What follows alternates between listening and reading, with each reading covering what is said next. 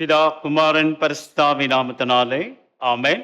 காலை ஆராதனைக்கு வந்திருக்கின்ற உங்கள் அனைவரையும் ஆண்டவராகிய இயேசு கிறிஸ்து நாமத்திலே வாழ்த்தி வரவேற்கின்றேன்.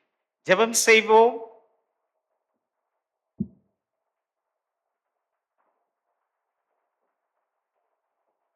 மகா பரிசுத்தம் நிறைந்த நல்ல ஆண்டவரே, மனமகிழ்ச்சியான இந்த புதிய நாளின் காலை வேளைக்காய் நன்றி செலுத்துகின்றோம்.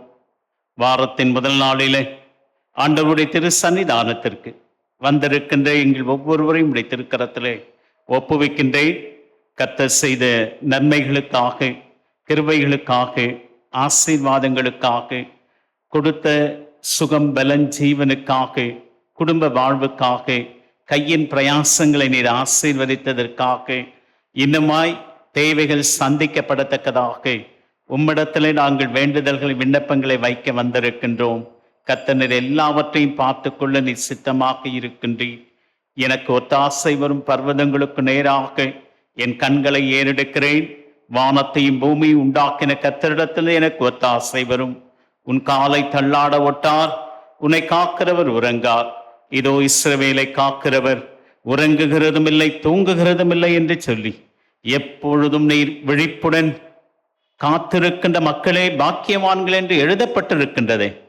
நீர் ஆண்டவரே எங்களுக்காக பிதாவினிடத்திலே இப்பொழுதும் எப்பொழுதும் பரிந்து பேசிக் கொண்டிருக்கின்ற சகாயராக இருக்கின்றீரே. ஆகவே நாங்கள் உம்மை துதைத்து, உம்மை புகழ்ந்து, உம்மை மேன்மைப்படுத்தி, நீ செய்த எல்லாவித நன்மைகளுக்கு நாங்கள் நன்றி செலுத்தவும், தொடர்ந்து தேவைகள் சந்திக்கப்படத்தக்கதாக உம்மிடத்திலே நாங்கள் வேண்டுதல்களை வைக்கவும், இந்த ஆராதனை நீர் ஆசீர்வதித்து தரத்தக்கதாக துவக்கம் முதல் முடிவு பரிந்து பிரசன்னம் தங்கி இருக்கட்டும். கேட்கின்ற உமது திருவார்த்தைகள் எங்கள் வாழ்விற்கு புதிதும் ஜீவனமாய் இருக்கத்தக்கதாக, 60 100 பலன் பெறத்தக்கதாக, வானத்தின் பலகைகளில் திறந்து இடங்கொள்ளாமற் போக மட்டும் வர்த்திக்க பண்ணுவேன் சொன்ன ஆண்டவர், உமது மக்களை அப்படியே நீர் வர்த்திக்க பண்ண இந்த பகுதியிலே, இந்த சமுதாயத்திலே, உலகம் அனைத்திலும் உள்ள வாழுகின்ற மக்களுக்காக வேண்டுதல் செய்கின்றோம். இந்த ஆராதனை ஆசீர்வதித்து தாரும். ஏசும் ஜெபம் கேட்டு நல்ல பிதாவே, ஆமென். நம் அனைவரும் எழுந்து நின்று பாமாலையிலே 239வது பாடலை சேர்ந்து பாடுவோம். பாமாலை எண் 239.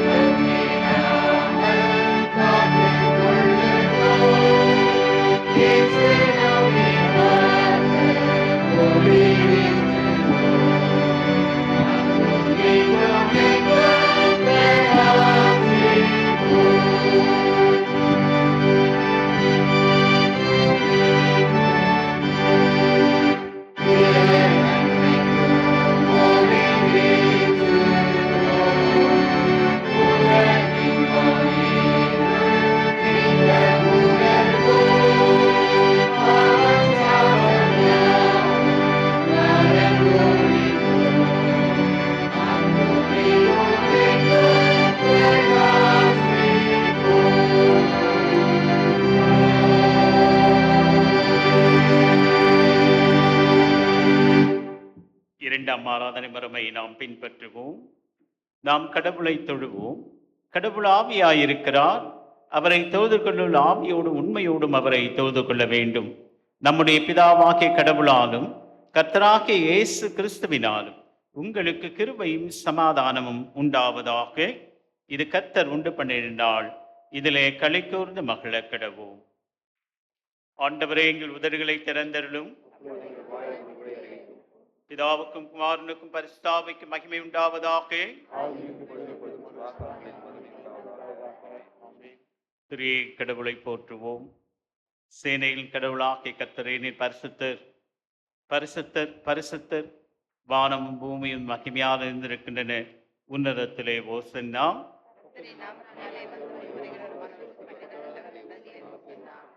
கடவுளை நீர் பரிசுத்தர், சர்வ வல்லவரே நீர் பரிசுத்தர், சாவாமை உடையவரே நீர் பரிசுத்தர்.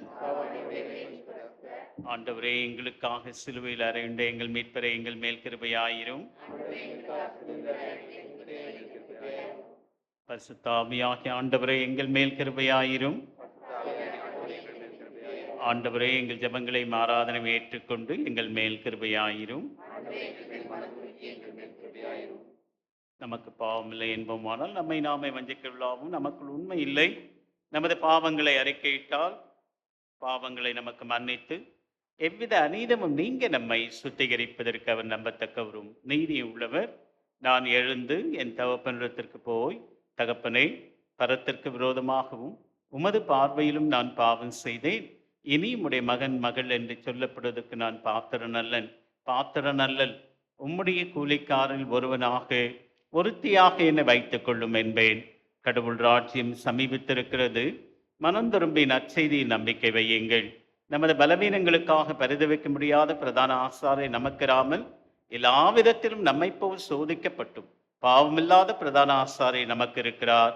நாம் அமர்ந்திருந்து மௌனமாக நம்மை நாமே சோதித்தறிவோமாக.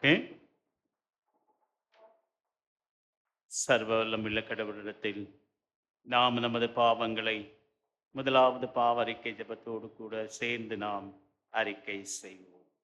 சர்வ வல்லமையும் மிகுந்த இரக்கமுள்ள பிதாவே, தப்பிப்போன ஆடுகளைப் போல நாங்கள் முடி வழிகளை விட்டு வழிகளை அலைந்து போனோம். எங்கள் இதயத்தின் யோசனைகளுக்கும் விருப்பங்களுக்கும் மிக மிக நடந்தோம். அது பரிசுத்த கற்பனைகளுக்கு விரோதமாய் குற்றம் செய்தோம். செய்யத்தக்கவரை செய்யாமல் செய்யத்தகாதவரை செய்து வந்தோம். எங்களுக்கு சுகமே இல்லை.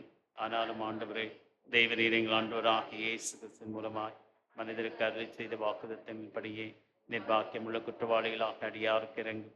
தப்பிதங்களை அரைக்கிற எங்கள் மேல் பொறுமையாயிரும். பாவத்தை நிமித்தம் துக்கப்படுகிற எங்கள் சீர்படுத்தும். மிகவும் இறக்கமுள்ள பிதாவை, உடைய பரிசுத்த நாமத்துக்கு மகிமையுண்டாகும்படி நாங்கள் இனி தெய்வ பக்தியும் நீதியும் தெளிந்த புத்தியும் உள்ளவர்களாய் நடந்து வர இயேசு கிறிஸ்து எங்களுக்கு கிருபை செய்தார்.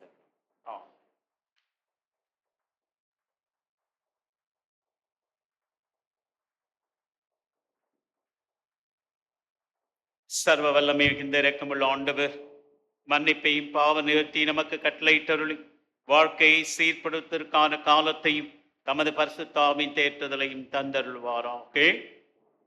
ஆண்டவரை துதியுங்கள். அமர்வோம். திருமறை பாடங்கள் படிக்க கேட்போம்.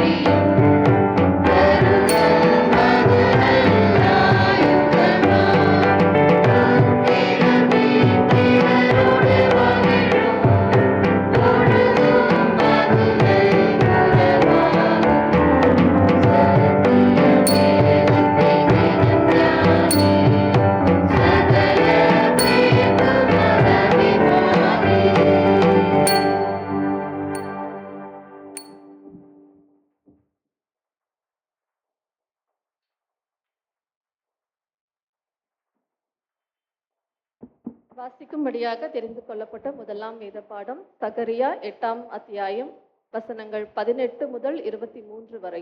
சகரியா 8ஆம் அதிகாரம் வசனங்கள் 18 முதல். சேனைகளுடைய கர்த்தரின் வார்த்தை எனக்கு உண்டாகி, அவர் 4ஆம் மாதத்தின் உபவாசமும் 5ஆம் மாதத்தின் உபவாசமும் 7ஆம் மாதத்தின் உபவாசமும் 10ஆம் மாதத்தின் உபவாசமும் யூதா வம்சத்தாருக்கு மகிழ்ச்சியாகவும் சந்தோஷமாகவும் நல்ல பண்டிகைகளாகவும் மாறி போகும். ஆகையால் சத்தியத்தையும் சமாதானத்தையும் நெகியுங்கள் என்று சேனைகளின் கர்த்தர் சொல்லுகிறார். இன்னும் ஜனங்களும் அநேகம் பட்டணங்களில் குடிகளும் வருவார்கள் என்று சேனைகளின் கர்த்தர் சொல்லுகிறார்.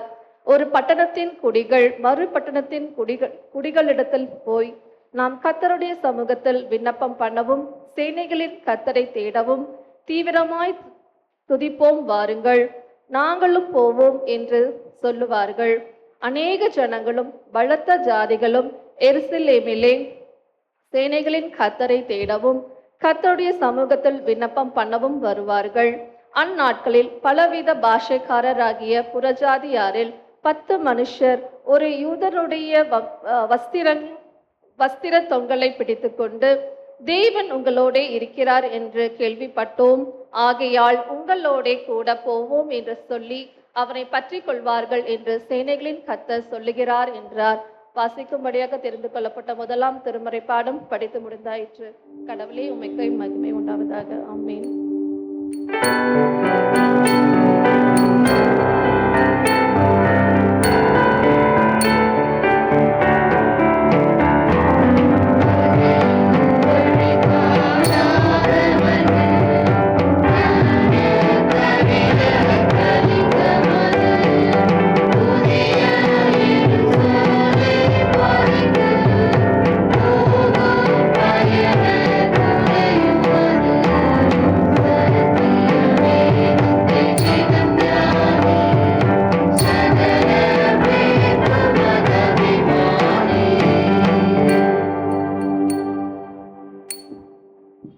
நாளுக்கு என்று படிக்க தெரிந்து கொள்ளப்பட்ட இரண்டாம் திருமறை பாடம் ரோமருக்கு எழுதின நிருபம் 10ஆம் அத்தியாயம் வசனங்கள் 9 முதல் 14 முடிய. ரோமர் 10ஆம் அதிகாரம் வசனங்கள் 9 முதல். என்னவென்றால், கர்த்தராகிய இயேசுவை நீ உன் வாயினாலே அறிக்கையிட்டு தேவன் அவரை மரித்தோரில் இருந்து எழுப்பினார் என்று உன் இருதயத்திலே விசுவாசித்தால் இரட்சிக்கப்படுவாய். நீதி உண்டாக இருதயத்திலே விசுவாசிக்கப்படும், இரட்சிப்புண்டாக வாயினாலே அறிக்கை பண்ணப்படும். அவரை விசுவாசிக்கிறவன் எவனோ அவன் கெட்டு போவதில்லை என்று வேதம் சொல்லுகிறது. யூதன் என்றும் கிரேக்கன் என்றும் வித்தியாசமே இல்லை, எல்லோருக்கும் கர்த்தரானவர் நம்மை தொழுது கொள்ளுகிற யாவருக்கும் ஐஸ்வர்ய சம்பன்னராய் இருக்கிறார். ஆதலால் கர்த்தருடைய நாமத்தை தொழுது கொள்ளுகிற எவனும் இரட்சிக்கப்படுவான். அவரை விசுவாசியாதவர்கள் எப்படி அவரை தொழுது கொள்வார்கள்? அவரை குறித்து கேள்விப்படாதவர்கள் எப்படி விசுவாசிப்பார்கள்? பிரசங்கிக்கிறவன் இல்லாவிட்டால் எப்படி கேள்விப்படுவார்கள்? அனுப்பப்படாவிட்டால் எப்படி பிரசங்கிப்பார்கள்? சமாதானத்தை கூறி நற்காரியங்களை சுவிசேஷமாய் அறிவிக்கிறவனுடைய பாதங்கள் எவ்வளவு அழகானவைகள் என்று எழுதியிருக்கிறதே. ஆனாலும் சுவிசேஷத்துக்கு எல்லோரும் கீழ்ப்படியவில்லை. அதை குறித்து ஏசாயா, கர்த்தாவே, எங்கள் மூலமாய் கேள்விப்பட்டதை விசுவாசித்தவன் யார் என்று சொல்லுகிறான். ஆதலால் விசுவாசம் கேள்வியினாலே வரும், கேள்வி தேவனுடைய வசனத்தினாலே வரும் என்பதே. வாசிக்க தெரிந்து கொள்ளப்பட்ட இரண்டாம் திருமறை பாடம் வாசித்து முடிந்தாயிற்று. கடவுளே, உமக்கே மகிமை உண்டாதாக.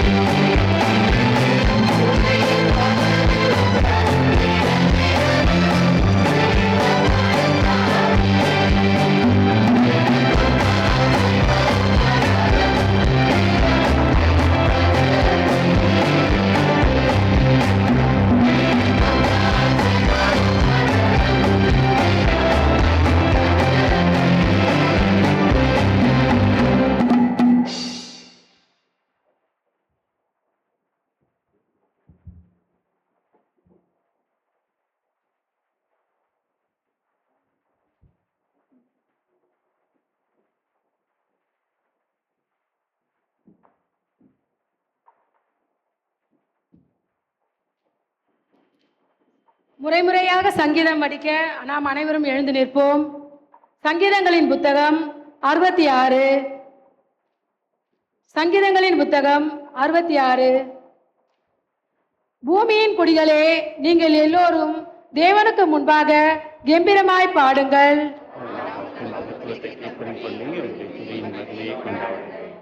தேவனை நோக்கி, உமது கிரியைகளில் எவ்வளவு பயங்கரமாய் இருக்கிறீர். உமது மகத்துவமான வல்லமை நிமித்தம் உம்முடைய சத்துருகள் உமக்கு இச்சகம் பேசி அடங்குவார்கள்.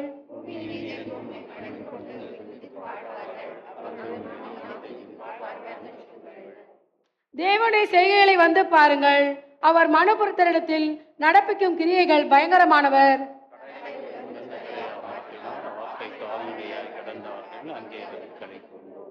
அவர் தம்முடைய வல்லமையினால் என்றென்றைக்கும் அரசாளுகிறார். அவருடைய கண்கள் ஜாதிகளின் மேல் நோக்கமாயிருக்கிறது. துரோகிகள் தங்களை உயர்ந்திருப்பார்களாக.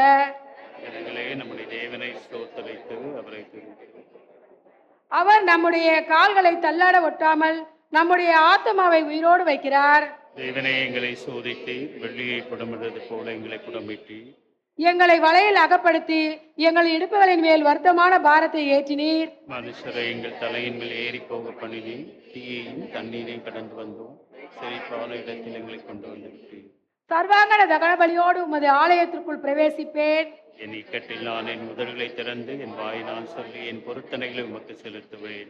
ஆட்டுக்கடாக்களின் நினைப்புடனே கொழுமையானவைகளை உமக்கு தகன பலியாக இடுவேன். காளைகளையும் செம்மறியாட்டு கடாக்களையும் உமக்கு பலியிடுவேன். தேவனுக்கு பயந்தவர்களே, நீங்கள் எல்லாரும் வந்து கேளுங்கள். அவரின் ஆத்மாவுக்கு செய்ததை சொல்லுவேன். அவரை நோக்கி என் வாயினால் கூப்பிட்டேன், என் நாவினால் அவர் புகழப்பட்டார். என் இதயத்தில் அக்கிரம சிந்தை கொண்டிருந்தேன், ஆனால் ஆண்டவர் எனக்கு செவி கொடார். மெய்யாய் தேவன் எனக்கு செவி கொடுத்தார். என் ஜெபத்தின் சத்தத்தை கேட்டார். என் ஜெபத்தை தள்ளாமலும் தமது கிருபையை என்னை விட்டு விலகாமலும் இருந்த தேவனுக்கு ஸ்தோத்திரம் உண்டாவதாக. ஆமென்.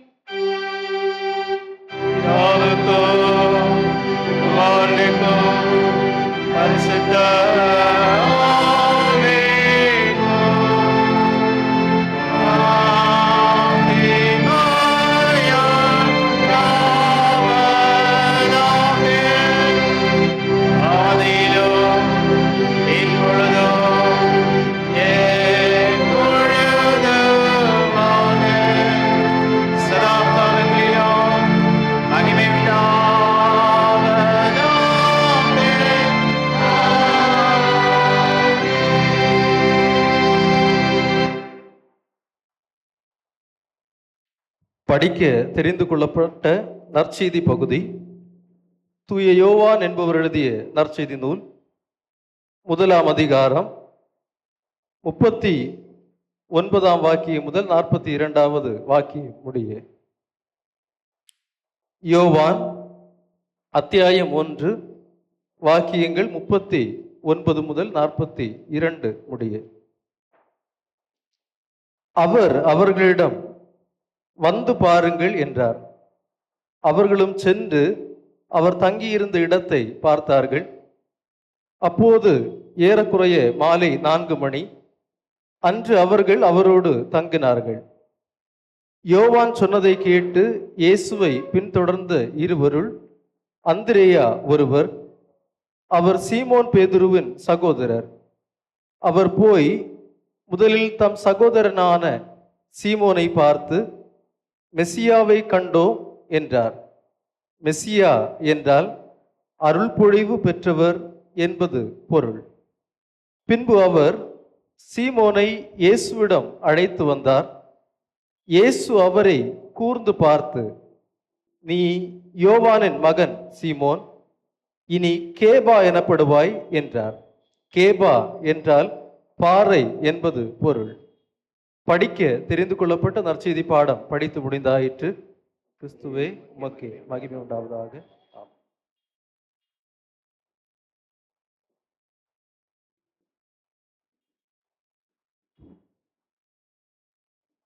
நாம் நின்றவராகவே புத்தெழுச்சி பாடல் 342வது பாடலை பாடுவோம்.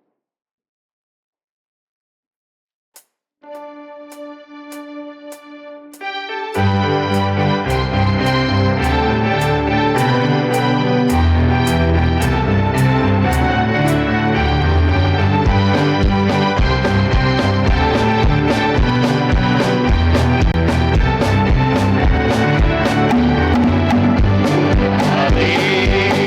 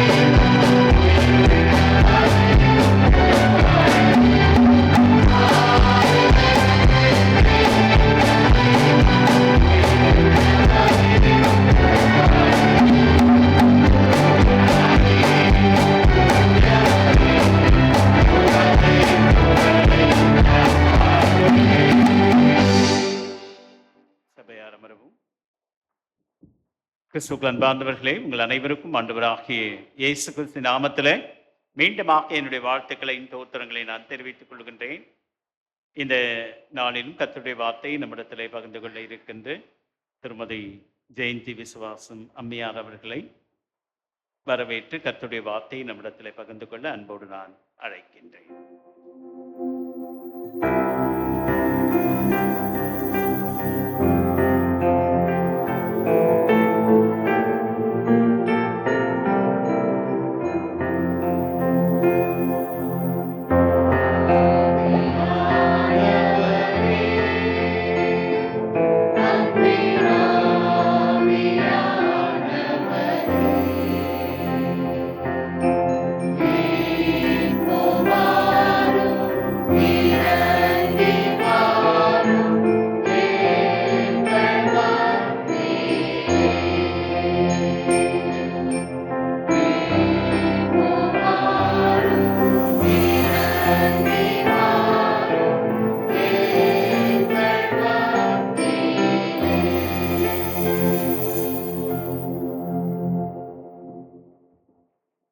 ஜெபிப்போம்.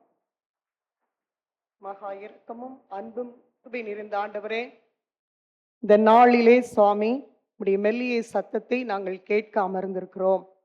தூய ஆவியானவர் எங்கள் இருதயங்களை திறந்திரள உம்மை வருந்தி அழைக்கிறோம். வந்த வண்ணமே செல்லாதபடி ஆண்டவரே உம்முடைய வேத வசனங்களை சுமந்தவர்களாக கடந்து செல்ல எங்களுக்கு உதவி புரியும். இயேசுவின் மூலம் ஜெபிக்கிறேன் சுவாமி, ஆமேன். கர்த்தருடைய பரிசுத்த நாமத்துக்கு ஸ்தோத்திரம். இந்த வாய்ப்பை வழங்கிய குருவானவருக்கும் திருச்சபை மக்கள் அனைவருக்கும் எங்கள் அன்பான வாழ்த்துதலையும் வணக்கங்களையும் தெரிவித்துக் கொள்கிறேன். நிரம்பி வழிகிற ஆசீர்வாதத்தோடு நாம் அனைவரும் அமர்ந்திருக்கிறோம். ஆலயத்தில் இன்னும் அமர்வதற்கு அநேக இருக்கைகள் உள்ளன.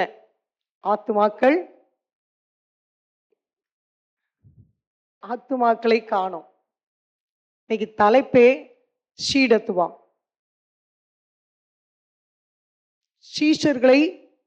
சீஷன் என்பவன் சீடர்களை உருவாக்க வேண்டும். இந்த சீடத்துவ பணியை நம்ம எவ்வாறு சிறப்பாக செய்யலாம் என்பதைத்தான் இந்த நாளிலே நாம் அதை தியானிப்பதற்காக இங்க வந்திருக்கிறோம். ஒரு சிறு கதையை சொல்லி ஆரம்பிக்கலாம் என்று ஆசைப்படுகிறேன். ஒரு தச்சன் ஒருவனிடம் 100 மேஜைகளை செய்யும்படியாக ஒரு ஆர்டர் கொடுக்கப்பட்டது. 100 மேஜைகளை செய்வதற்காக அவன் 10 வேலை ஆட்களை நியமித்திருந்தான். 9 பேர் ஓடி வந்து என்ன செய்தாங்க? மேஜைகளை செய்யக்கூடிய கால்களை மட்டுமே செய்தனர். வேகமாக செய்றாங்க, 100க்கு மேல செய்தாச்சு. ஆனா அவங்க என்ன பண்றாங்க? வெறும் கால்களை மட்டும். திடீரென்று ஒருத்தர் வந்தார், பார்க்கிறார், என்ன வெறும் கால்கள் மட்டுமே இருக்கிறது என்று சொல்லி மேஜைக்கு மேல போடக்கூடிய பலகையை செய்தார். அங்கங்க 4 கால்களை எடுத்து வைத்தார். அவர் செய்த பலகையை இணைத்தார். ஒரு அழகான மேஜை உருவானது. இதுதான் சீடத்துவ பணி. இந்த ஆத்துமாக்கள் ஆலயத்துல விசுவாசிகளாகவோ அங்கத்தினர்களாகவோ வருவதும் போவதுமாக இருக்கலாம். ஆனாலும் இவர்களையும் ஒன்றிணைத்து ஒரு மேஜைக்கு 4 கால் எவ்வளவு முக்கியமோ இந்த ஆத்துமாக்கள் சீஷர்களாக மாறுவதற்கு இவர்களும் முக்கியத்துவம். ஆனா இவங்க வந்தா என்ன, இது என்னுடைய வேலை அல்ல என்று ஒதுங்கி செல்வது ஒரு சீஷனுடைய பணி அல்ல. சீஷனானவன் ஒன்றிணைத்து ஒரு முழு உருவத்துக்கு, ஒரு ஷேப்புக்கு கொண்டு வரக்கூடிய பணியை என்ன செய்கிறான்? அவன் செய்வதுதான் ஒரு சீஷனுடைய முக்கிய கடமை. இன்னைக்கு 100கணக்கான கால்கள் செய்யப்பட்டுள்ளது. ஆனா 1-2 சீஷர்கள் தான் அந்த பணியில நம்ம திருச்சபையில ஈடுபடுவதை நாம் பார்க்கின்றோம். மத்தேயு 28:19 ஆண்டவர் என்ன சொல்றார்? மத்தேயு 28:19 எல்லாருக்கும் தெரிந்த வசனம் தான். உலகமெங்கும் போய் நீங்கள் புறப்பட்டு போய் சகல ஜாதிகளையும் சீஷராக்கி, புறப்பட்டு போய் உட்கார்ந்த இடத்துல உட்கார்ந்து கொண்டு இருப்போமானால் சீஷர்களை உருவாக்க முடியாது. இது ஆண்டவர் சும்மா சொல்லல. அவர் உயிர் தெழுந்த பிறகு பரத்துக்கு ஏறும் முன்பாக 11 சீஷர்களையும் அவர் தனியாக அழைத்து கொண்டு போய் இந்த கட்டளையை அவர்களுக்கு கொடுக்கிறார். 12 ஒருவன் மரித்து போய்விட்டான், யூதாஸ் அந்த இடத்துல இல்ல. 11 பேருக்கு கர்த்தர் கொடுத்த கட்டளை தான். இன்னைக்கு சீடத்துவம் என்பது ஒரு அழைப்பு தான். அந்த அழைப்புக்கு நாம் அனைவரும் என்ன செய்ய வேண்டும்? கீழ்ப்படிய வேண்டும் என்பதுதான் வேதத்தின் அடிப்படையில இப்பொழுது நம்ம ஆராய்ந்து பார்க்க போகின்றோம். இயேசு சுவாமி இந்த உலகத்துல 3.5 ஆண்டுகள் ஊழியம் செய்தார் என்பதை நம்ம எல்லாரும் அறிந்த ஒன்று. ஆனா அதுல ஒரு சிலரை ஆண்டவர் என்ன பண்றாரு?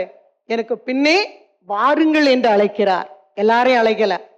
போன இடத்துலலாம் திரள் கூட்ட ஜனங்கள் அவர் பேச்சை கேட்டாங்க, அற்புதங்களை பெற்றாங்க. ஆனா ஒரு சிலரை என்ன பண்ணார்? அவரு என் பின்னே வாருங்கள் என்று அழைத்தார்.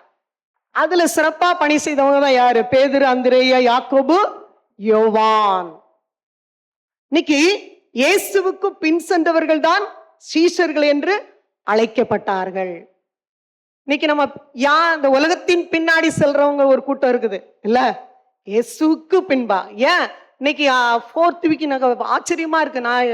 நானும் ஃபர்ஸ்ட் வீக் 3rd வீக் தான் வர்றேன். என் குடும்ப சூழ்நிலை வேற. என்னுடைய சிலுவையை சுமப்பது ஆண்டவர் என்னோடு கூட இருக்கிறார் இல்ல. ஆனா 4th வீக் நான் பார்த்தது இல்ல.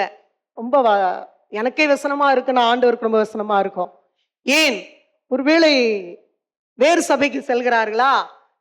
இருமனம் வேண்டாம், ஒரே திருச்சபையில இருக்கணும். அதுதான் ஒரே சபையில நம்ம உறுப்பினர்களாக அங்கத்தினர்களாக ஊழியத்துல இருக்கும்போது அந்த சபை என்ன செய்யும்? வளரும். இருமனம் உள்ளவன் தன் வழிகளில் எல்லாம் நிலையற்றவனாயிருக்கிறான். வேண்டாம், இருமனம் வேண்டவே வேண்டாம். ஒரே ஆண்டவர், ஒரே ஆண்டவர், ஒரே அந்த அவர் தந்த கற்பனைக்கு மட்டும் நம்ம கீழ்ப்படிந்து சென்றோம் என்றால் நாம் அவருடைய சீஷர்கள். இயேசு நமக்கு குரு. அப்ப நாம் அவரை பின் செல்றவங்க சீஷர்கள்ங்கிறத 4 சுவிசேஷங்கள்ல என்ன செய்யறோம்? அதை நம்ம பார்க்கிறோம். ஆனா புதிய ஏற்பாட்டுல வாசிக்கும் போது சபைகளில சீஷருடைய எண்ணிக்கை பெருகியதை நம்ம பார்க்கிறோம். ஆனா இந்த காலகட்டங்கள்ல சபைகள்ல சீஷருடைய எண்ணிக்கை பெருகவில்லை. பெருகாததுக்கு காரணத்தை நம்ம யோசிக்கிறதே இல்லை. அவனவன் தனக்கானவைகளை அல்ல பிறனுக்கானவைகளையும் நோக்குவானாக. ஏன் இன்னைக்கு இவ்வளவு மோசமான சூழலில் நம்ம நல்ல திருச்சபை, எனக்கு நம்ம கோயில்னா போதும், அவ்வளவு ஒரு எனக்கும் அண்ணனுக்கும் அவ்வளவு பேரின்பம். தேவனுடைய ஆலயத்துக்கு போவோம் வாருங்கள் என்று சொன்ன போது மகிழ்ச்சியா இருந்தது. பக்கத்துல எவ்வளவு கோயில்கள் இருக்குது, போகலாம் எனக்குலாம். எங்க கோயில், அந்த பற்று, எங்க ஆண்டவர், எங்க ஆயர், எங்க கமிட்டி, எங்க பிள்ளைங்க அப்படிங்கிற ஒரு பாசம் இல்ல, அந்த அன்புதான். அன்புதான் எல்லாத்தையும் என்ன செய்யும்? எல்லாத்தையும் விட மேலானது. அந்த அன்பு இருந்தா ஓடி ஓடி என்ன செய்துருவோம்? ஆலயத்திற்கு வர முடியும். அப்படி இருந்த அன்னைக்கு சபையில எனது சீஷருடைய எண்ணிக்கை என்ன செய்யும்? பெருகும் என்று சொல்லி நம்ம பார்க்கிறோம். சீஷர்கள் எண்ணிக்கை பெருகாததால தான் சபைகள் அடைய வேண்டிய இலக்கை என்ன செய்ய முடியல, அடைய முடியவில்லை. இன்னைக்கு நம்ம ஐயாட்ட கேட்டு பாருங்க, இந்த கோயிலுக்காக ஒரு நிறைய திட்டங்களை வைத்திருப்பார், இதை செய்யணும் அதை செய்யணும் சொல்லிட்டு. ஆனா அதை எடுத்து செய்வதற்கு போதுமான சீஷர்கள் அவருக்கு இல்ல. அந்த இலக்கை அவரால் அடைய முடியவில்லை. அப்ப அவருடைய குறையா? இல்ல, அவரு கடவுள் நமக்கு குருவா கொடுத்திருக்கிறார். அவரோடு இணைந்து பணி செய்வதுதான் சீஷருடைய கடமை. எத்தனை சீஷர்கள் தோள் கொடுக்கிறோம்? விரல் விட்டு எண்ணி பாருங்க. வர்றோம், அமர்ந்திருக்கிறோம், கேட்கிறோம், எனக்கு எதுக்கு என்ன தொடர்பு, நான் போறேன்னு சொல்லி என்ன செய்கிறோம்? போய் விடுகிறோம். வெறும் அங்கத்தினர்களாக, விசுவாசிகளாக, பேர் கிறிஸ்தவர்களாக வந்து செல்வது திருச்சபை அல்ல. சீஷர்களாக இணைந்து பணி செய்வதுதான் திருச்சபை. அப்ப நம்ம என்ன செய்யணும்? திருச்சபைங்கிறது சீஷர்களை உருவாக்க வேண்டும், பிரிச்சு விட்டு போக கூடாது. யார் யாருக்கு என்னென்ன தாளந்து இருக்கோ அந்த தாளந்துகளை இந்த ஆலயத்துல பயன்படுத்தணும். நான் நிறையவரை பார்க்கிறேன், நிறைய தாளந்து படைத்தவர்கள் சர்வீஸ் முடிஞ்சோன்னு அப்படியே போறாங்க. ஆண்டவருக்கு கணக்கு கொடுக்கணும், அது தெரிஞ்சுடுங்க. முடியாதவங்க வேறு தாளந்தை வைத்துக்கொண்டு மண்ணில புதைத்து வைக்கலாமா? நம்முடைய தாளந்துகளை ஆண்டவருக்காய் பயன்படுத்த வேண்டும். இன்னைக்கு கோயிலை பாரு, அத்தனை பிள்ளைகளும் ஒன்றிணைந்து என்ன அழகா பாடுறாங்க பாட்டு. இன்னைக்கு தூயாதி தூயவரே பரிசுத்த ஆவியானவரே வந்து இறங்கினது போல ஒரு உணர்வை நான் பெற்றேன். தேவ ஆவியானவர் என்னோடு இடைப்பட்டு கொண்டிருந்தார். 2 வாரத்துக்கு முன்னாடி ஐயா கொடுத்தாரு அந்த பரிசுத்த ஆவியான அபிஷேகத்தை பற்றி உங்களுக்கு சொல்றேன். 10 நாட்களாக நான் ஒரு 0. போராட்டங்கள், பிரச்சனைகள், சிலுவை பாடுகள், அண்ணனை பார்க்கணும், அண்ணனுக்குரிய காரியங்களிலேயே என்னுடைய நேரங்கள் போனது. நான் 0 ஆண்டோடைய சமூகத்தில். ஆனா ஆண்டவரை என்ன நீங்க பயன்படுத்துங்க, அவ்வளவுதான். ஜெபம்தான். உட்கார்ந்து என்னால ஆயத்தம் பண்றது நான் 2 நாட்கள் தான். பிசாசை ஜெயித்தேன். பரிசுத்த ஆவியானவர் என்னோடு இடைப்பட்டார். தேவ கரம் என்னை அப்படி என்ன செய்தது, என்னை தாங்கியது. நேற்று 4 மணிக்கு 11:30 மணி நான் எல்லாம் ப்ரிப்பரேஷன் பண்ணிட்டு படுக்க போலாங்கும் போது அண்ணனை தொட்டு பார்க்க ஜுரம், தும்முறாரு, அப்படியே ரன்னிங் நோஸ். அப்படி வந்துட்டா எனக்கு கொஞ்சம் பயமா இருக்கும். ஏசப்பா நான் ஊழியத்துக்கு போறேன், எனக்கு அண்ணனுக்கு சொத்தை கொடுங்கன்னு சொல்லிட்டு என்ன செய்தேன், விக்ஸ் எடுத்து ஏசுவின் ரத்தம் ஜெயன்னு சொல்லிட்டு அப்படியே பார்த்தா ஜுரம். 4 மணி தூக்கமே இல்லை. அண்ணன்ட்ட இருந்து தடை விட்டு ஜெபித்து கொண்டே இருந்தேன். ஆனால் அந்த ஜெபம் தான் இன்னைக்கு காலையில் அண்ணனுக்கு கொஞ்சம் ஜுரம் முடிஞ்சது. நான் ஆண்டவரே அண்ணனை பார்த்துக்கிடுங்க, நான் மத்தியானம் உடைய ஊழியத்தை நிறைவேற்றி விட்டு வருவேன் என்று சொல்லி வந்தேன். அண்ணனுக்கு கொஞ்சம் ஜுரம் குறைஞ்சது. டேக்கர் அம்மா வந்துட்டாங்க, இப்ப பார்த்துக்கிட்டு இருக்கிறாங்க. எதுக்காக சொல்கிறேன் என்றால், ஒரு சீஷன் என்பவன் சிலுவையை சுமந்து கொண்டுதான் அவரை பின்பற்ற வேண்டும். என்னால முடியாது, என் பிரச்சனைகளே எனக்கு பெருசா இருக்குன்னு சொல்லி பிரச்சனையை பார்க்காதபடி இந்த பிரச்சனைகளுக்கு மத்தியிலும் ஒருவர் இருக்கிறார். அவர் யாரு? இயேசுவை நோக்கிப்பார், அவர் உன்னை ரட்சிப்பார். தாளந்துகளை பயன்படுத்துங்கள், ஒன்றிணைந்து செயல்படுங்கள், திருச்சபையின் நோக்கங்களை நிறைவேற்றுங்கள். நீங்க தான் நம்ம தான் சீஷர்கள். நம்ம திருச்சபைக்கு வெளியிருந்த ஆட்கள் உள்ள வர முடியும் இல்ல, நமக்கு கொடுக்கப்பட்ட பொறுப்புகளை நாம் நிறைவேற்ற வேண்டும் என்ற ஒரு அழைப்பாக, சீஷத்துவத்தின் அழைப்பாக உங்களுக்கு நான் அர்ப்பணிக்கிறேன். வாசித்த வேத பகுதியில யோவான் 1ஆம் அதிகாரம் 39-42 வரைக்குள்ள ஒரு இன்சிடென்ட் நம்ம வாசித்தோம். அது அழகா என்ன கொடுக்கப்பட்டிருக்குன்னா, 39ஆம் வசனத்தை வாசிங்க.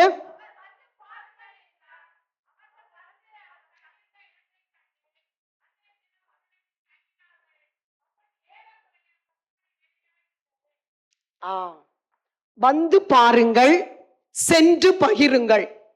ஞாபகம் வச்சுடுங்க, வந்து பாருங்கள், சென்று பகிருங்கள்.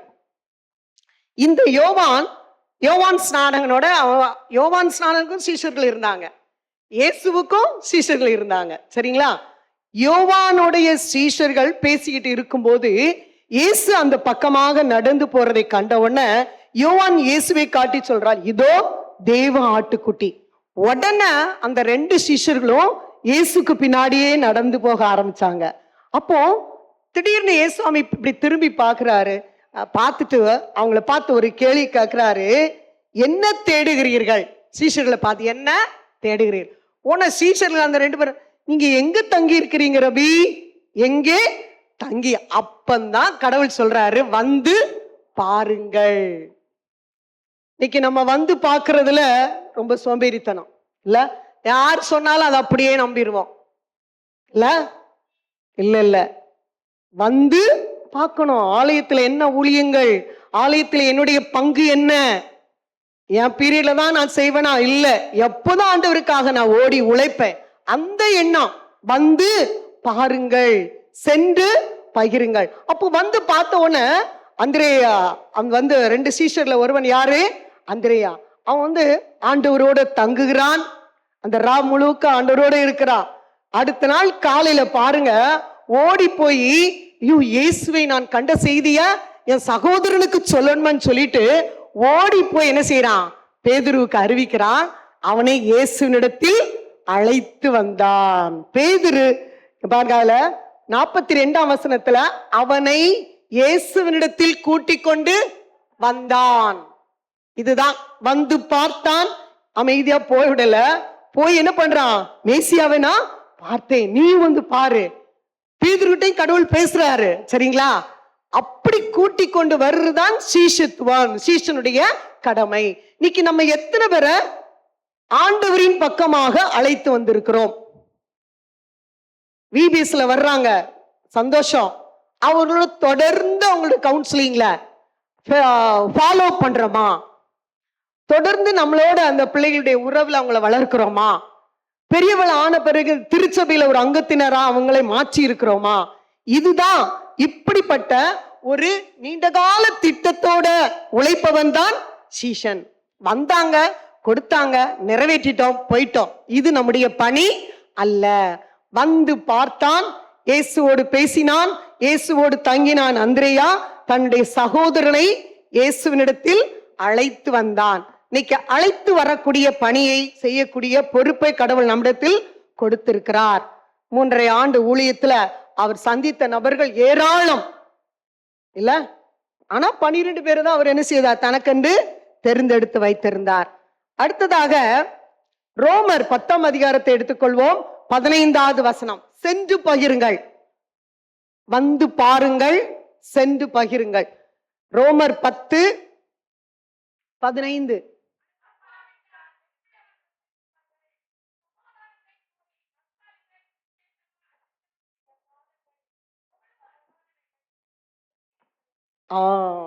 நற்செய்தி அறிவிப்போரின் பாதங்கள் எவ்வளவு அழகானவைகள். A.W. டோசர் அப்படிங்கிற ஒரு தத்துவ ஞானி என்ன சொல்றாருன்னா, புறப்பட்டு செல்லும் ஒவ்வொரு சீடனும் புதிய சீடனை என்ன செய்ய வேண்டும்? அழைத்து வர வேண்டும் அப்படி சொல்றார். ஒவ்வொரு சீடனும் ஈச் ஒன் கேட்ச் ஒன். நம்ம அப்படி கொஞ்சம் ஒரு ஆத்மாவை நான் பிடிச்சாலே போதும். இன்னைக்கு ஒருவேளை ஒரு 100 பேர் இருப்பாங்க, அவ்வளவுதான். 100, 150 கூடிப்போனா 200க்குள்ளதான். இந்த 200 பேரும் ஒரு பிளான் பண்ணாலே போதும். ஆண்டவரே, என் வாழ்நாள்ல ஒரு ஆத்மாவியாவது நான் என்ன செய்வேன்? ஆதாயம் செய்வேன். அப்படி செய்தாலே போதும். ஒரு 200 ஆத்மாக்களை என்ன செய்ய முடியும்? நம்ம தேவ ராஜ்யத்துக்கு அழைத்து செல்ல முடியும். அப்படி ஒரு பாரத்தோடு நம்ம ஆண்டவர்ட்ட சமூகத்துல நிக்கணும். நமக்காக அல்ல, அவனவன் தனக்கானவைகளை அல்ல, பிறனுக்கானவைகளை. மறுபடியும் அதுதான் சொல்றேன், பிறனுக்கானவைகளையும் நோக்குவானாக. அப்படிப்பட்ட கால்கள், நற்செய்தி அறிவிப்புடைய கால்கள் எதுக்கு சமமா? எவ்வளவு அழகானவைகள் என்று கடவுள் சொல்றார். இன்னைக்கு ராணுவ படையில சேர்றாங்க. அவங்கள போன உடனே என்ன செய்ய மாட்டாங்க? ஃபீல்டுக்கு அனுப்ப மாட்டாங்க. என்ன செய்வாங்க? அவங்களுக்கு ஃபர்ஸ்ட்ல பயிற்சி கொடுப்பாங்க. அது 6 மாதமோ 1 வருடமோ அவன் பயிற்சி எடுத்த பிறகுதான், அவன் ஃபிட் ஆன பிறகுதான் என்ன செய்யறாங்க? அவனுக்கு கொடுக்கப்பட்ட இடங்களுக்கு ஒரு போர் வீரராக அவனை அனுப்புகிறார்கள். அது போலதான் இந்த சீடத்துவம் எதுக்காக அப்படின்னா, புறப்பட்டு செல்வதற்காக, ஒரே இடத்துல இருப்பதற்காகல. நமக்கு ஆண்டவர் யார் என்பதை தெரியும். ரட்சகர் நமக்கு ரட்சிப்பை எப்படி கொடுத்தாருங்கிறது தெரியும். பாவத்தை வருவான் மன்னிக்கிறவர் தெரியும். அவர் நல்லவர், வல்லவர், நிறைய அற்புதம் செய்தவர். அவரை பற்றி எவ்வளவோ நம்ம அறிந்ததை மற்றவர்களுக்கு சொல்ல வேண்டும். அதுதான் சுவிசேஷ பணி. அந்த சுவிசேஷ பணிக்கு போர் வீரர்கள் ஆயத்தப்படுவது போல நம்மளும் எப்பொழுது எப்படி இருக்க வேண்டும்? ஆயத்தம் பட்டுக்கொண்டே இருக்க வேண்டும். உகந்து அப்படி உந்து தள்ளணும். சீக்கிரம் போனோம், அந்த வேலையை முடிக்கணும். வீட்டுல எவ்வளவு காலையில எழும்புறோம், இதை பண்ணணும், இவ்வளவு வேகமா செயல்படுறோம்.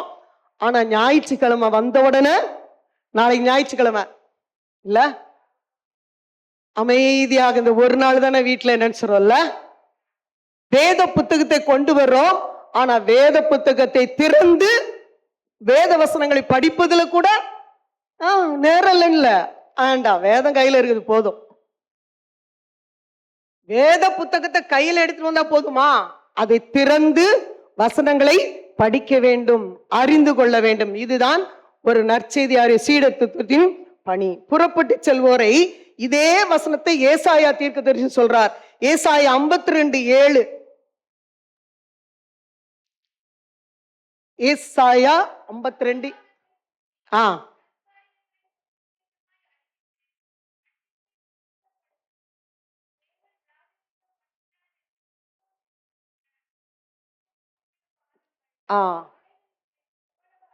சுவிசேஷகனுடைய பாதங்கள் மலையின் மேல் எவ்வளவு அழகா இருக்கிறது. எவ்வளவு எவ்வளவு வர்ணிக்கவே முடியாதுல்ல. பாதத்தை போய் யாராவது நம்ம வர்ணிப்போமா? கண்ணை வர்ணிப்பான், இல்ல கைய வர்ணிப்பான். ஒரு கவிஞன் கொடுத்த இதுகளை தான் பாதத்தை யார், ஆனா சுவிசேஷனுடைய பாதத்தை வர்ணிக்கிறவர் யாரு? இயேசு கிறிஸ்து. அப்பேற்பட்ட ஆண்டவர் எதுக்காக இவங்களை இப்படி வர்ணிக்கிறார் அப்படின்னா, இந்த சுவிசேஷனுடைய பாதங்கள் இந்த மாதிரி பஞ்சு மெத்தையிலேயோ ஏசி அறையிலேயோ இங்க இருக்காது. ஓரம் கட்டப்பட்ட மக்கள் இன்னைக்கு சமுதாயத்துல நிறைய பேர் இருக்கிறாங்க. அறைகூவல் பத்திரிகை படித்து பார்த்தால் எப்படிப்பட்ட மிஷினரிகள்லாம் என்னென்ன பணிகள் செய்கிறார்கள், அவருடைய பணித்தளங்கள்ல அவர் மக்களோடு மக்களாக எப்படி பணி செய்யறாங்கிறதை அறிந்து கொள்ள முடியும். அப்படிப்பட்ட கட்டப்பட்ட மக்கள், சமுதாயத்திலிருந்து ஒதுக்கி வைக்கப்பட்டவர்கள், அவர்களுக்கு போய் நற்செய்தி அறிவிக்கிறாங்க. அப்ப அவங்க கால்களை ஆண்டவர், பாதங்களை சொல்லலாமா? அதனால தான் இன்னைக்கு ஒரு சில இடங்கள்ல எங்களுக்கு யார் ஆண்டவரை பற்றி சொல்லுவாங்கன்னு ஏக்கத்தோட இருக்கிறாங்க, காத்துட்டு இருக்கிறாங்க. அவங்களுக்கு ஆண்டவருடைய நற்செய்தியை போய் அறிவிக்க முடியவில்லை. அப்படிப்பட்டவங்களை தேடி எங்கு ஆண்டவருடைய நாமத்தை தொழுது கொள்ளணும் வாஞ்சித்து இருக்கிறாங்களோ அவங்க மத்தியில போய் ஊழியம் செய்யறது யாருடைய வேலை? நற்செய்தியாளருடைய பணி. இன்னைக்கு நற்செய்தியாளர்கள் அந்த அதே இதுல ரோமர் 10:14-15 பாருங்க, 14-15 அவரை விசுவாசியாதவர்கள் எப்படி அவரை தொழுது கொள்ள முடியும்? 2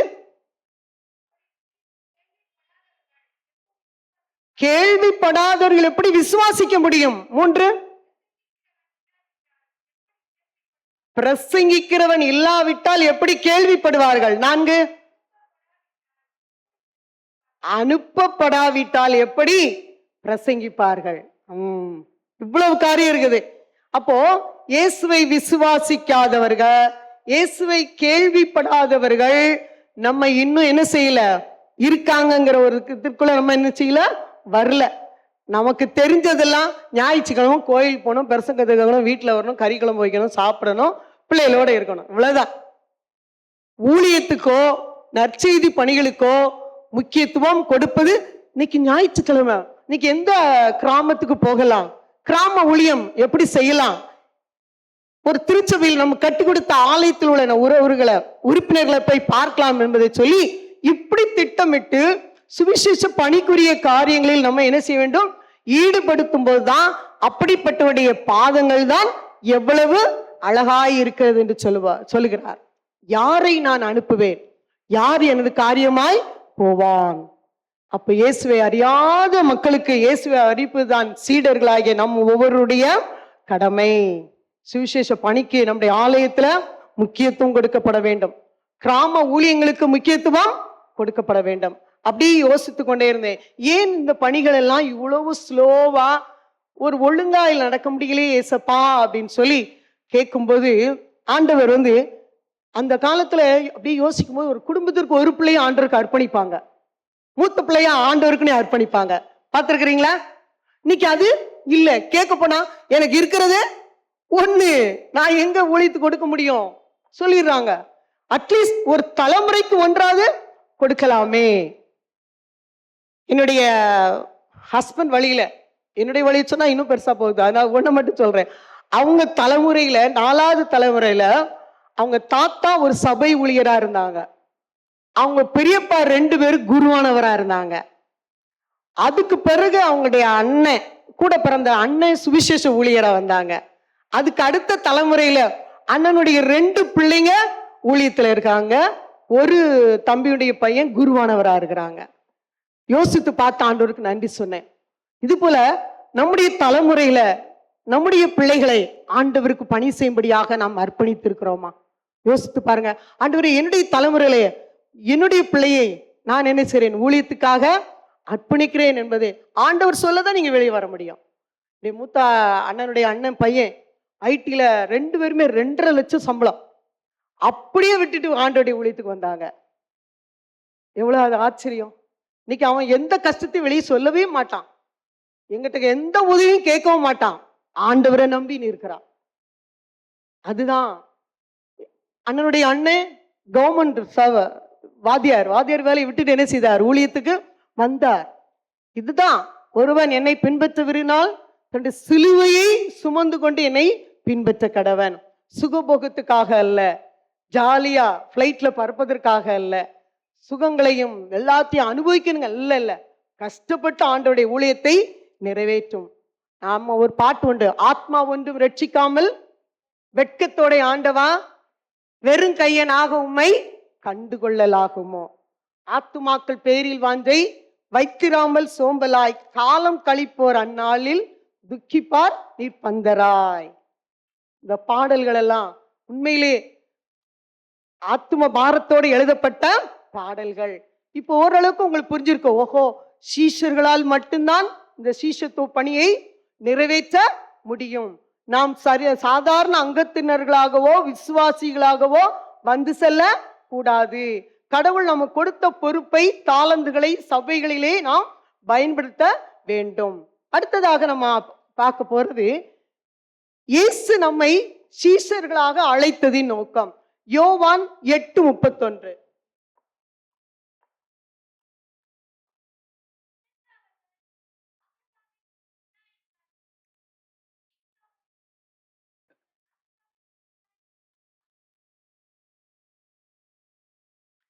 யோவான் 8:31.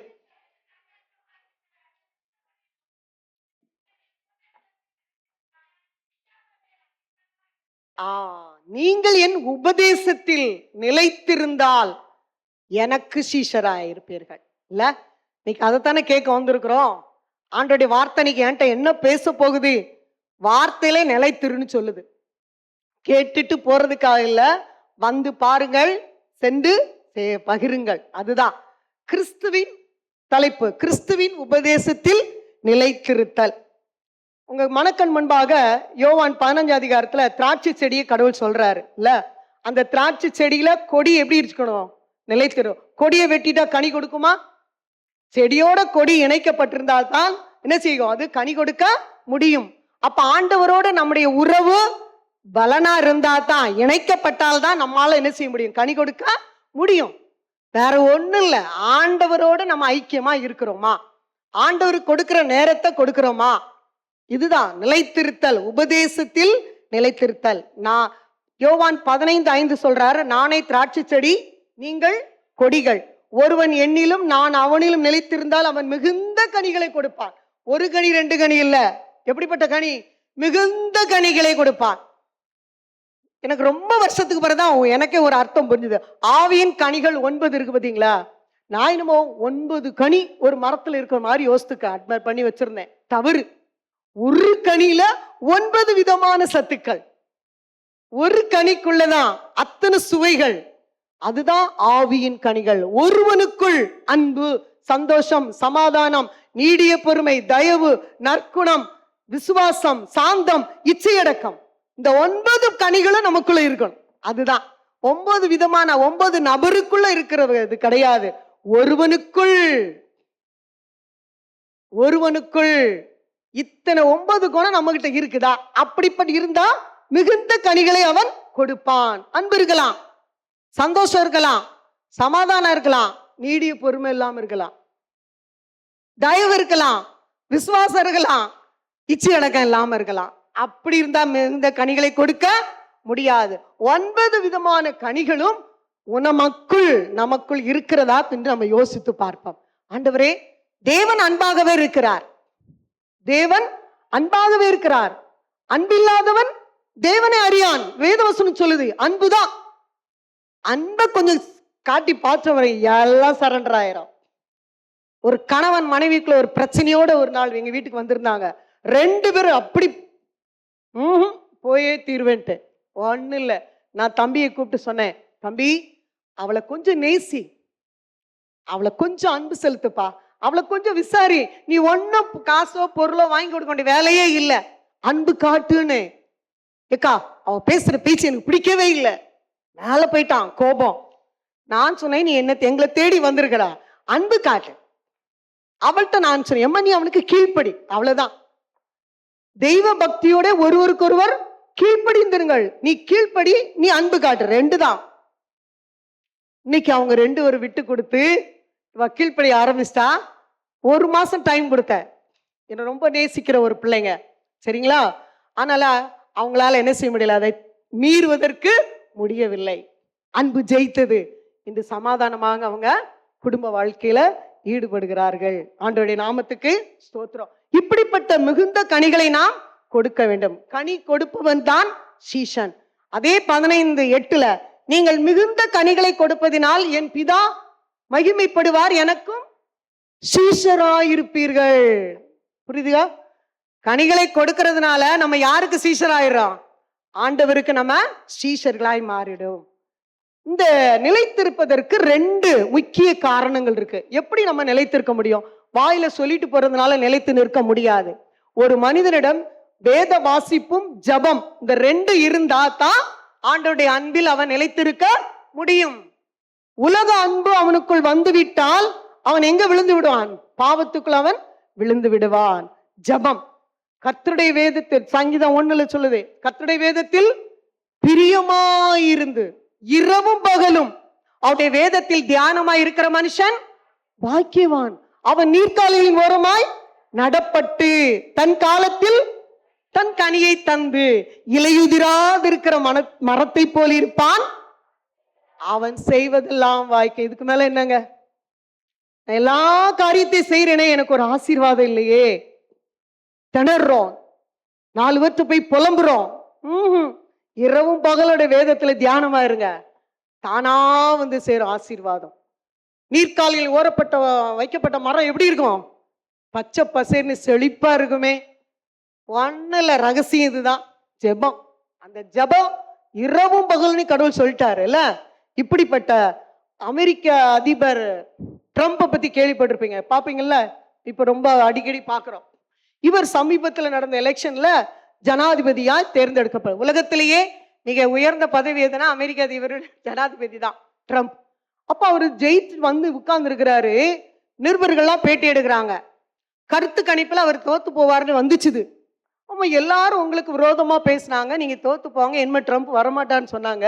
நீங்க மறுபடியும் ஜனாதிபதியா வந்திருக்கிறீங்களே, இதுக்கு என்ன காரணம் அப்படின்னு சொல்லி கேட்கும்போது ட்ரம்ப் சொன்னாராம், கையில வேத புத்தகத்தை தூக்கி காட்டினாராம், இந்த வேதம் என்னை உயர்த்தியது, இந்த வேதத்தை நான் நம்பினேன், அந்த தேவன் என்னை உயர்த்தினார் என்று சொன்னாங்களாம். இன்னைக்கு அவருடைய வெற்றிக்கு காரணமாக இருந்தது இந்த வேத புத்தகம். இன்னைக்கு வேதத்துக்கு முக்கியத்துவம் கொடுக்காதபடி ஞாயிற்றுக்கிழமை தான் நான் வீட்டுல இருப்பேன்னு சொல்லிட்டு எனக்கு உண்மையிலே ஒரு பாரம். கொடுக்கப்பட்ட நேரத்துல எப்பெல்லாம் நேரம் கிடைக்குதோ அவங்க சமூகத்துல போய் உட்காராம சீரியல் பாக்குறது இல்ல, யூடியூப் பாக்குறது, எவ்வளவு நேரத்தை நம்ம இன்னைக்கு வீணடித்து கொண்டு இருக்கிறோம். பிள்ளைகளாக பேசுவதற்கு நேரம் கொடுப்பதில்லை. கேட்டா போ, அப்புறம் ஒரு எரிஞ்சு விழுந்துற குணம். யாராவது ஆண்டோடைய சமூகத்துல நான் கேட்கல, கணக்கெடுக்க வந்திருக்கேன் நினைக்காதுங்க. சீரியல் பார்த்து நேரத்தை வீணடிக்காதீர். அந்த நேரத்தை கடவுளுக்கு கொடுத்து பாருங்க. இந்த ஞாயிற்றுக்கிழமை ஒரு பொருத்தனை பண்ணுங்க, ஆண்டவரே இந்த சீரியல் பக்கம் நான் போக மாட்டேன். ஒரு சீரியல் பேர் கூட எனக்கு தெரியாது. யூடியூப்ல மணிக்கணக்கா உட்காருங்க, ஏதோ டிவியில பார்க்க நியூஸ்ல ஒரு நியூஸ் பாருங்க போதும், போட்டதே தான் போட்டுட்டு இருப்பான் இல்ல, ராத்திரியோ என்னமோ காலையிலயோ மாத்திருவான். அதே நேரத்துக்குள்ள போய் வீணடிக்கவே வேண்டாம். ஏதாவது ஒரு காரியத்துல ஒரு பொறுத்துன்னு செய்யுங்க. எதை விட்டு விடணுமோ அதை விட்டு விடுங்க. அப்பதான் தெய்வ ஆசீர்வாதத்தை நம்ம என்ன செய்யணும், பெற்றுக்கொள்ள முடியும். அந்த நேரத்தை வேத வாசிப்புக்கு ஜபத்துக்கு என்ன செய்யலாம், நம்ம பயன்படுத்தினா உள்ளத்துல ரட்சிப்பின் கம்பீர சத்தம் தொனிக்கும். 2வது அவருடைய அன்புல நிலைச்சிருக்குன்னா ஜபம். இன்னைக்கு ஜப வீரர்னு டக்குன்னு யார் ஞாபகம் வரா? ஒருத்தர் ஜபத்திலேயே அவர் ஜபிச்சு அவர் இந்த பள்ளமே விழுந்துச்சு. யார் அவரு? நான் பலமுறை சொல்லியிருக்கேன், அக்கா சொல்லுங்க. George Muller. யாரு? எத்தனையோ முறை நான் அவருடைய ஸ்டோரி உங்க பயோகிராபியில சொல்லியிருக்கிறேன். ஒரு பயோகிராபியுடைய குரலாவது, வாழ்க்கை சரித்திரமாவது என்னுடைய திருச்சபைக்கு தெரியப்படுத்தணும்ங்கிறதுல ஆதங்கம் பிடித்தவள். கண்டிப்பா என் திருச்சபையை மிஷனரி டாக்க கேட்டுதான் இயேசுவின் அன்புல வளரணும், நிற்கணும், அந்த வைராக்கியத்தோட தான் நான் வருவேன் இந்த இடத்துக்கு. அப்பேற்பட்ட ஜப வீரர் யாருன்னா ஜார்ஜ் முல்லர். இன்னைக்கு நம்முடைய ஜபம் அவரு முழங்கால் போட்டு ஜபம் பண்ண அந்த இடமும் பள்ளம், அவருடைய முட்டியும் அவ்வளோ தேஞ்சு. அனாதை ஆசிரமத்துக்காக, அந்த பிள்ளைகளுடைய காலை மதிய இரவு உணவுக்காக அவர் சொந்த கையில பணம் கிடையாது. எதுக்கு எடுத்தாலும் ஏதான் ஓடி ஓடி ஜபித்து ஜபித்து ஜபமுலாமாகவே அனாதை ஆசிரமத்தை நடத்தின மனுஷன். வேதத்துல பார்க்கிறோம் அன்னாளின் ஜபம். அன்னாள் எப்படி ஜெபம் பண்ணா? இருதயத்தை ஊற்றி ஜபித்தாள். ஆசீர்வாதம் கிடைச்சுதா? கிடைச்சுதா இல்லையா? ஊற்றி ஜபிக்கணும். வந்து ஜபிச்சுட்டு போனா இல்ல. அடுத்தது கெத்செமனேல ஆண்டவர் எப்படி ஜபித்தார்? ரத்தத்தை வேர்வையா சிந்தி ஜபித்தார். ஆயக்காரன் எப்படி ஜபிச்சா? பாவியாகிய என் மேல் கிருபையாயிரும். பாவியாகி, நான் பாவிதான், யாருங்க பரிசுத்தன் இல்ல, எல்லாரும் பாவிகள் தான். ஆனாலும் ஆண்டவரே பாவியாக என் மேல் பரிசை நினைச்சதான் ரொம்ப டாம் டீமா ஜோம் பண்ண. ஆனா இவன் தன்னை தாழ்த்தி ஜோம் பண்ணான். அந்த தாழ்மை பரிசையா ஆயக்காரனுடைய ஜபம் கேட்கப்படுவதற்கு உதவி செய்தது. தானியேலின் ஜபம் 3 வேளையும் ஜபிச்சான். சிங்கங்களின் வாய்க்கு அவனை தப்புவித்தாரா? அப்ப ஜபம் ஆசீர்வாதத்தை கொண்டு வந்ததா? இக்கட்டுல துணை நின்றதா? அப்ப ஏன் ஜெபிக்க மாட்டேங்கிறோம்? பாரத்தோட இருதயத்தை ஊற்றி ஜெபித்தாள். என்ன ஒரு அழுகை இல்ல, எவ்வளவு பாரத்தோட. அப்படிப்பட்ட ஜப வீரர்களாக நம்ம மாற வேண்டும் என்பதுதான் ஆண்டவருடைய விருப்பமாக இருக்கிறது. அப்போ ஒரு சுவிசேஷன் என்பவன் கிறிஸ்துவின் உபதேசத்தில் நிலைத்து நிற்க வேண்டுமானால் வேத வாசிப்பு, ஜபம், இந்த 2 இருந்தாதான் அந்த சீஷனுடைய உறவுல என்ன செய்ய முடியும்? நிலைத்து நிற்க முடியும். 2வது ஒரு தலைப்பு, சீஷன் என்பவன் ஆண்டவரின் அழைப்புக்கு கீழ்ப்படிபவன். இன்னைக்கு கீழ்ப்படிங்கிறது தான் எல்லா வீட்லயும் என்னது? ஒரு வெறுப்படியா இருக்குது. கீழ்ப்படியணுமா?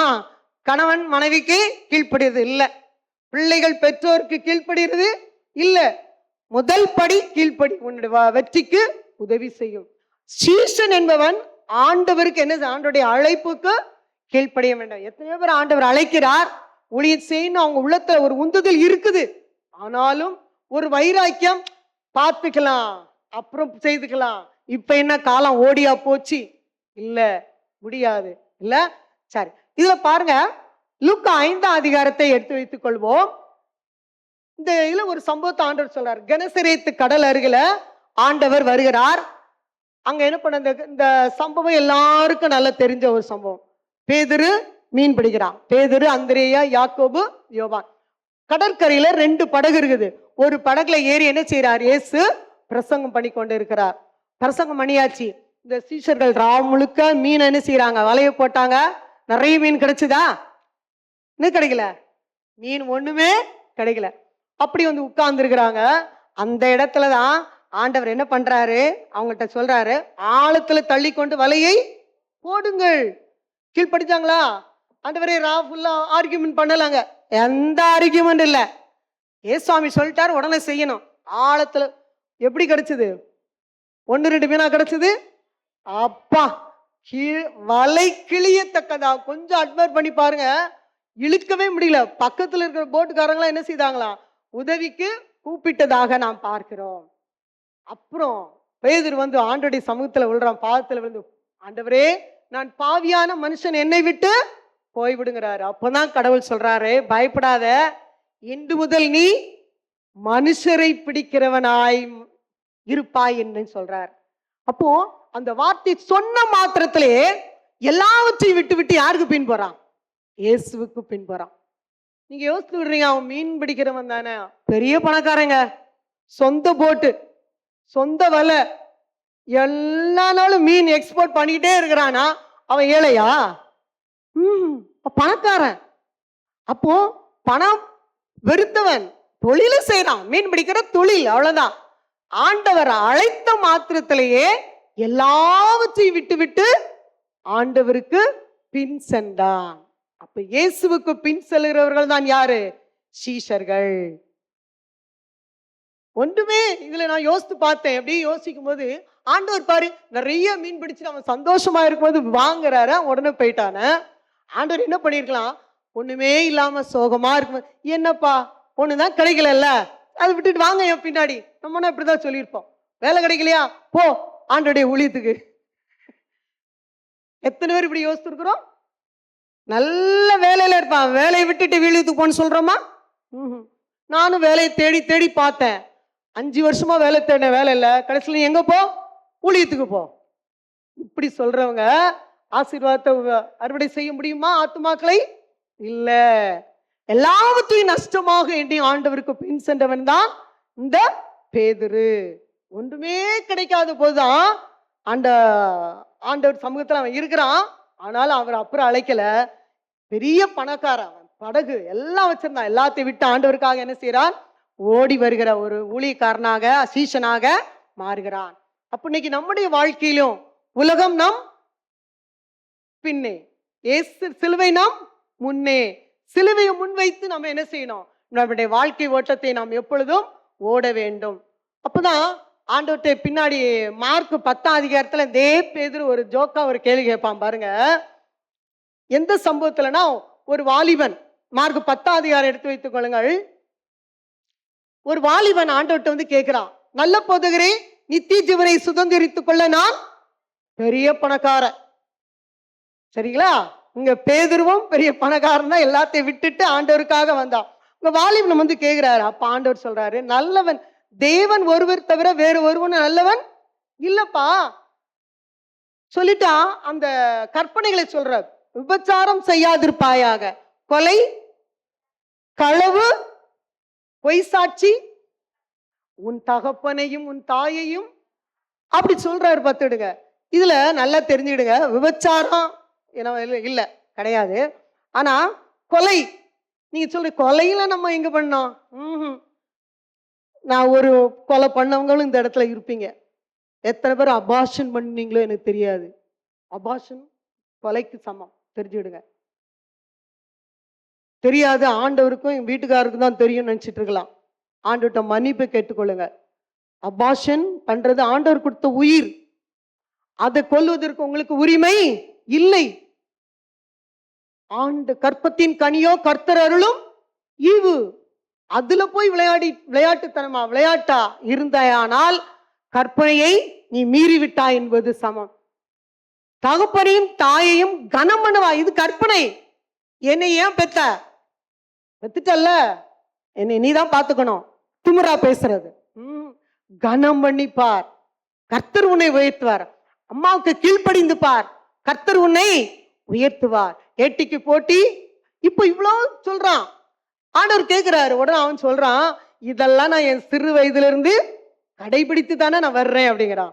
அப்ப ஆண்டவர் சொல்றாரு, உன்னிடத்துல அவன்கிட்ட பார்த்து அன்பு கூர்ந்து கிட்ட போய் அவனை பாக்குறாராம் ஆண்டவர்.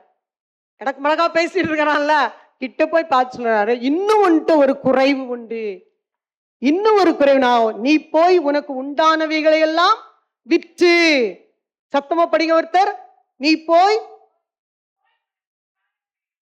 விற்று தரித்திரருக்கு கொடு, அப்பொழுது பரலோகத்திலே உனக்கு பொக்கிஷம், பின்பு சிலுவையை எடுத்துக்கொண்டு என்னை பின்பற்றி வா. அவ்வளவுதான்.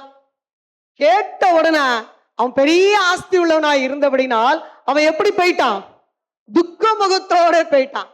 ஆஸ்தி எல்லாம் வித்து கொடுனா, அவன்கிட்ட போய் சொன்னோன்னே, இந்த காலத்துல நம்மகிட்ட வந்து ஆஸ்தி வித்து கொடுனா யாரு கொடுப்போம்? இல்ல, ஆனா கொடுப்போம், 10ல் 1 கொடுத்துருவோம். அதுக்கு மேலதான் கடவுளுக்காக நம்ம கொடுக்குறோம். அதான் ஆண்டவர் சொல்லல, எல்லாவற்றையும் விட்டு. பேதுரு எல்லாவற்றையும் தான் விட்டு வந்தான். அதுதான் சொல்றேன், இந்த வாலிபனுக்கும் பேதுருக்குள்ள வித்தியாசம். இவன் ஆஸ்திகளை எல்லாம் விட்டு இயேசுவுக்கு பின் செல்லக்கூடிய சீஷனாய் மாறியவன் பேதுரு. ஆனா இந்த வாலிபன் ஆஸ்திகளை எல்லாம் விட்டுட்டு வானோன அவன் என்ன பண்ணிட்டான்? துக்க முகத்தோட என்ன செய்து விட்டான்? கடந்து சென்று விட்டான். அப்பதான் பேதுரு ஒரு வார்த்தை கடவுள்கிட்ட கேட்கிறார். என்ன கேட்கிறானா? நாங்கள் எல்லாவற்றையும் விட்டு உம்மை பின்பற்றினோமே. பாவமா பரிதாபமா கேட்கிறான். எங்களுக்கு என்ன கிடைக்கும்? எல்லாவற்றையும் விட்டு உம்மை பின்பற்றினோமே. அப்ப ஆண்டவர் சொல்றாரு, என் நிமித்தமாக, சுவிசேஷத்தின் நிமித்தமாகவும் வீட்டையாவது, சகோதரரையாவது, சகோதரிகளையாவது, தகப்பனையாவது, தாயையாவது, மனைவியாவது, பிள்ளைகளையாவது, நிலங்களையாக விட்டவன் எவனும் இம்மையிலே 100 ஆசீர்வதிக்கப்படுவான், மறுமையிலே நித்திய ஜீவனை அடைவான். இன்னைக்கு தானே நமக்கு வேணும். இம்மையில 100 ஆசீர்வாதம், மறுமையில நித்திய ஜீவன்.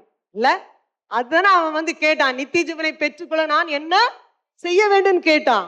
நீ இங்க இருக்கும் போதே அப்பா சொல்ற கற்பனையில் நீ கீழ்ப்படிந்தால் இம்மையில உனக்கு 100 மடங்கு ஆசீர்வாதம், மறுமையில உனக்கு நித்திய ஜீவன். அன்பான திருச்சபையோரே, இந்த நித்திய ஜீவனை பெற்றுக்கொள்ள வேண்டியது நம் ஒவ்வொருவருடைய பொறுப்பு, கடமை. இந்த நித்திய ராஜ்யத்திற்கு ஏற்ற முதலாவது தேவனுடைய ராஜ்யத்தையும் அவருடைய நீதியையும் தேடுங்கள், அப்பொழுது இவைகளெல்லாம் உங்களுக்கு கூட கொடுக்கப்படும். அப்படிப்பட்ட ஒரு நிச்சயத்தோட சீஷர்களாக நாம் அவரை பின் செல்ல வேண்டும். லூக்கா 14:33, உங்களில் எவனாயிலும் தனக்கு உண்டானவைகள் எல்லாம் வெறுத்து விட்டால் அவன் எனக்கு வெறுத்து விடாவிட்டால் அவன் எனக்கு சீஷனாய் இருக்க மாட்டான். லூக்கா 14:27, தன் சிலுவையை, யாராவது படிங்க 14:27.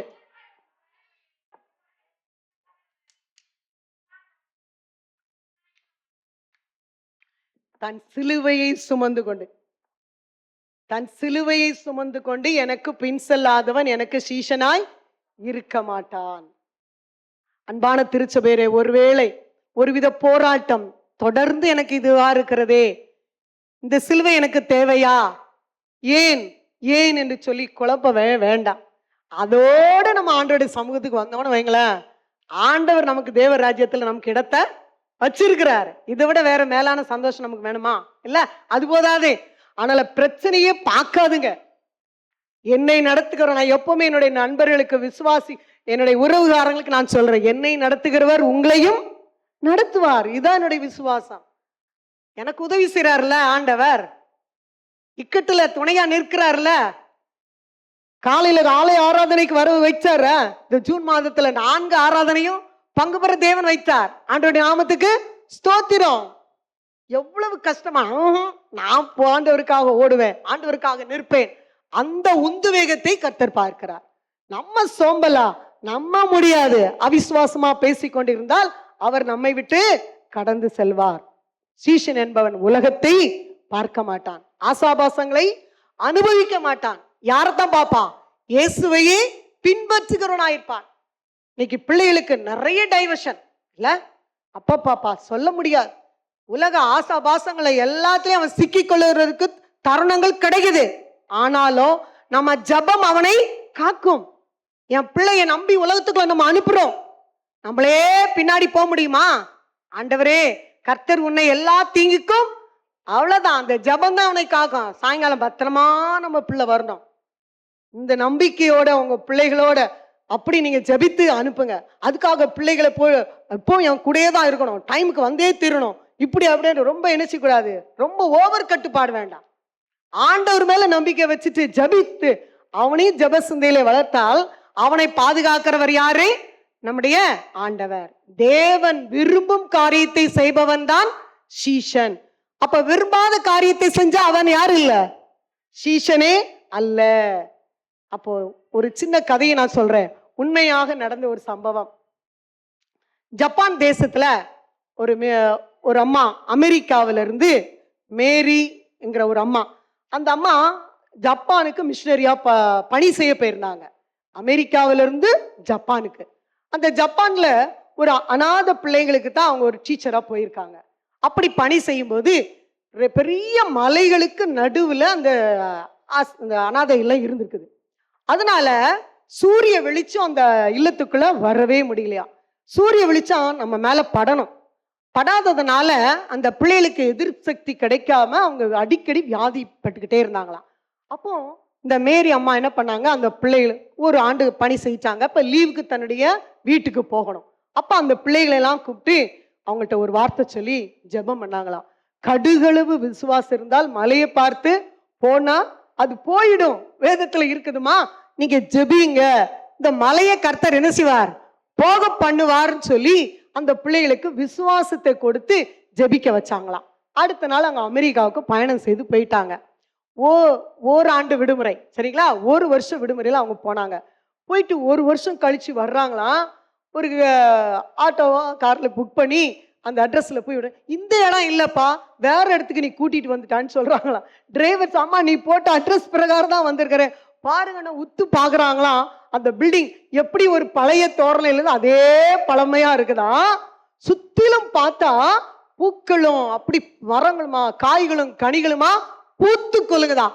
ஒரு இயற்கை சூழல் அழகா ஒரு உருவாயிச்சான். இது நம்ம பில்டிங் தான், ஆனா சுத்தி இருக்கிறது பெரிய ஆச்சரியமா இருக்கிற. இதுல இருந்த மலை எங்கங்கிற ஒரு ஆச்சரியத்தோட அந்த அனாதை இல்லத்துக்குள்ள போனாங்களாம்.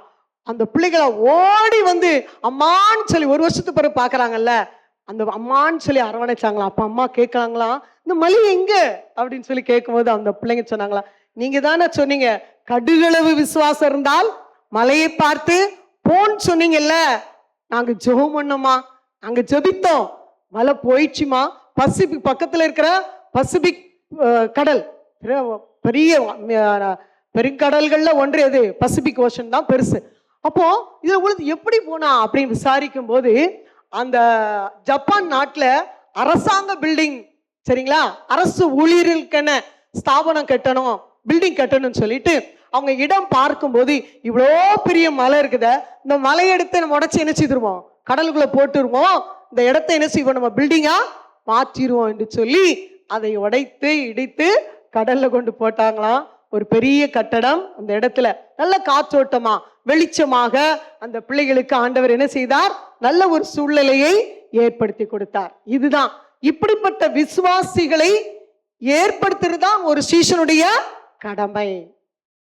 அவிசுவாசத்தோட இல்ல, உங்ககிட்ட யாராவது வர்றாங்களா, அவிசுவாசமான வார்த்தைகளை பேசவே வேண்டாம். விசுவாசத்துல நீ வளர்ந்தால் அது தேவனுக்கு பிரியம்.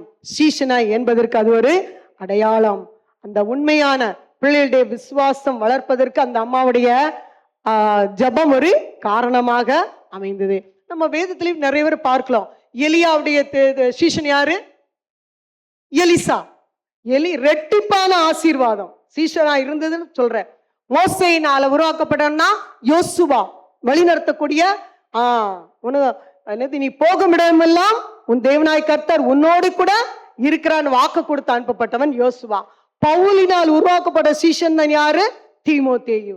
நீங்க உங்களால் உருவாக்கப்பட்ட சீஷர்களை பேரிட்டு அடையாளம் காண முடியுமா? எலியாவால் உருவாக்கப்பட்டவன் எலிசான்னு சொல்றோம், பவுலால் உருவாக்கப்பட்டவன் தீமோத்தேயுன்னு சொல்றோம். உங்க பேர் அந்த இடத்துல வச்சு யோசிப்பாருங்க. என்னால் உருவாக்கப்பட்டவள் இந்த ஆத்துமா அப்படிங்கிறத எத்தனை பேர் விரலிட்டு சொல்ல முடியும்? கொஞ்சம் யோசித்து பார்ப்போம். ஒரு நல்ல சுவிசேஷகன் ஒரு வருஷத்துல 1000 ஆத்துமாக்களை ஆண்டவருக்காக மந்தையில சேர்க்கிறார். அப்ப 2 வருஷம் 2000 இல்ல, ஒரு 100 கணக்கு போடுங்க. ஏன் 1000 போறீங்க? அந்த சுவிசேஷ பணி நம்மாலும் செய்யாவிட்டாலும் சுவிசேஷ பணியை செய்யறவங்களை நம்மளால் தாங்க முடியும் அல்லவா? அந்த ஆத்தும பாரம் இருக்குமே என்றால் நம்ம என்ன செய்யணும்? அந்த இப்படிப்பட்ட ஊழியர்களை நாம் தாங்க வேண்டும். நம்ம கேட்ட காரியத்துல ஒரு சீஷன்ட்ட என்னென்ன அடையாளங்கள் இருக்கணும்னு சொல்லி வேகமாக சொல்லி நான் கடந்து செல்கிறேன். முதல்ல பார்த்தோம், கிறிஸ்தவ உபதேசத்தில் நிலைத்திருக்க வேண்டும். அப்பதான் ஒரு கனி கொடுக்கிற வாழ்க்கைய வாழ முடியும். கிறிஸ்துவின் அன்புல வளர முடியும். கிறிஸ்துவுக்கு என்ன செய்யணும்? முதலிடம் கொடுக்க வேண்டும். சிலுவையை நம்ம சுமக்க வேண்டும். இத்தகைய பண்புகளோடு தான் ஒரு சீடன் கிறிஸ்துவை பின்பற்றுகிறவனாய் மாற முடியும். கண்களை மூடி ஜெபிக்கலாமா? சீஷனாய் மாறுவேன் நான், சீஷனாய் மாற்றுவேன் நான், என்னாலே ஒன்றுமில்லையே, எல்லாம் என் இயேசுவால் கூடுமே, என்னாலே ஒன்றுமில்லையே, எல்லாம் என் இயேசுவால் கூடுமே.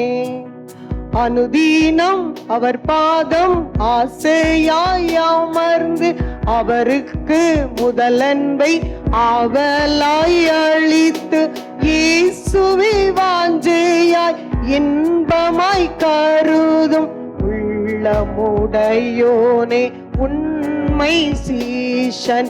இயேசுவை வாஞ்சையாய் இன்பமாய் கருதும் உள்ளமுடையோனே உண்மை சீஷன்.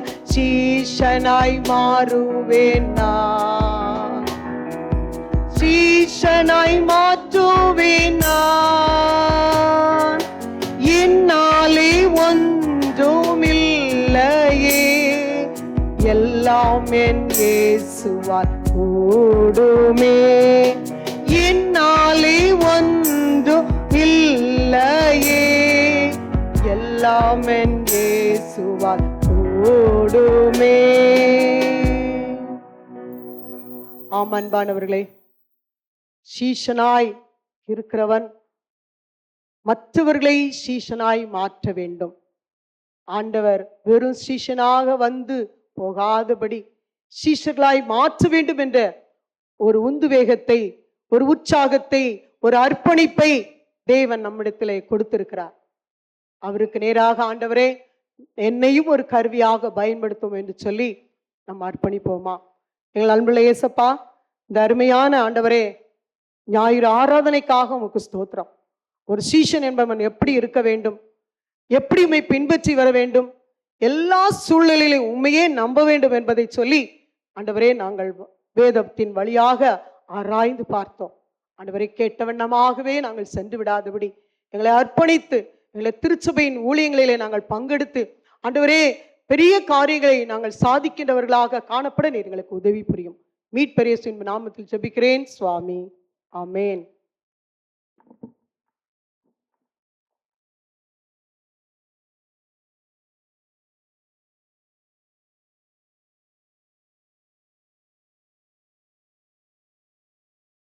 கர்த்தருடைய வார்த்தையை நம்மிடத்தில் மிக தெளிவாக எடுத்துரைத்திருக்கின்ற திருமதி ஜெயந்தி விசுவாசம் அம்மையார் அவர்களுக்கு நன்றிகளை நான் தெரிவித்துக் கொள்கின்றேன். கேட்ட வார்த்தையிலே நாம் நிலைத்திருக்கின்றவர்களாக எழுந்து நின்று அப்போஸ்தலரோடு இணைந்து நாம் அப்போஸ்தலர் விசுவாச பிரமாணத்தை அறிக்கை செய்வோம். வானத்தையும் பூமியும் படைத்த சர்வவல்ல பிதாவாகிய தேவனை விசுவாசிக்கிறேன். அவருடைய ஒரே குமாரனாகிய நம்முடைய நாதர் இயேசு கிறிஸ்துவை விசுவாசிக்கிறேன்.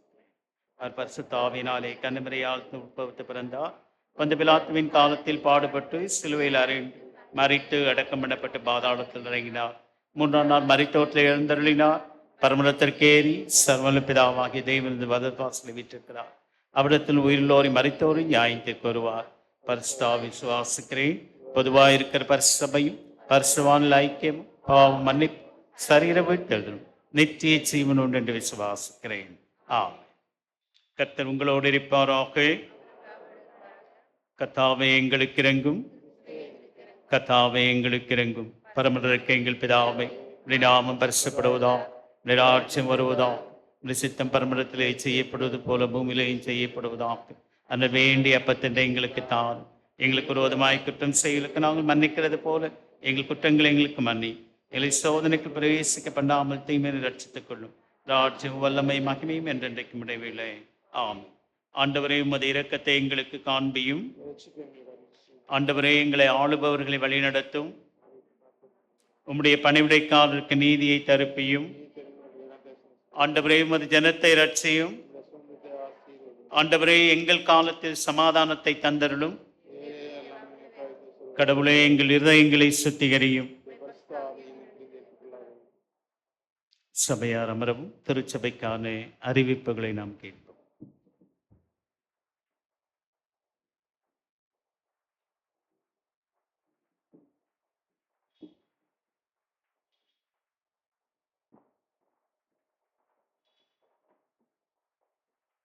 திருச்சபை மக்கள் அனைவருக்கும் இயேசு கிறிஸ்துவின் திருப்பெயரால் வாழ்த்துக்களை தெரிவித்துக் கொள்கிறோம். இன்று தேவ செய்தியை அளித்த திருமதி ஜெயந்தி விசுவாசம் அவர்களுக்கும் திருச்சபையின் சார்பில் நன்றி தெரிவித்துக் கொள்கிறோம்.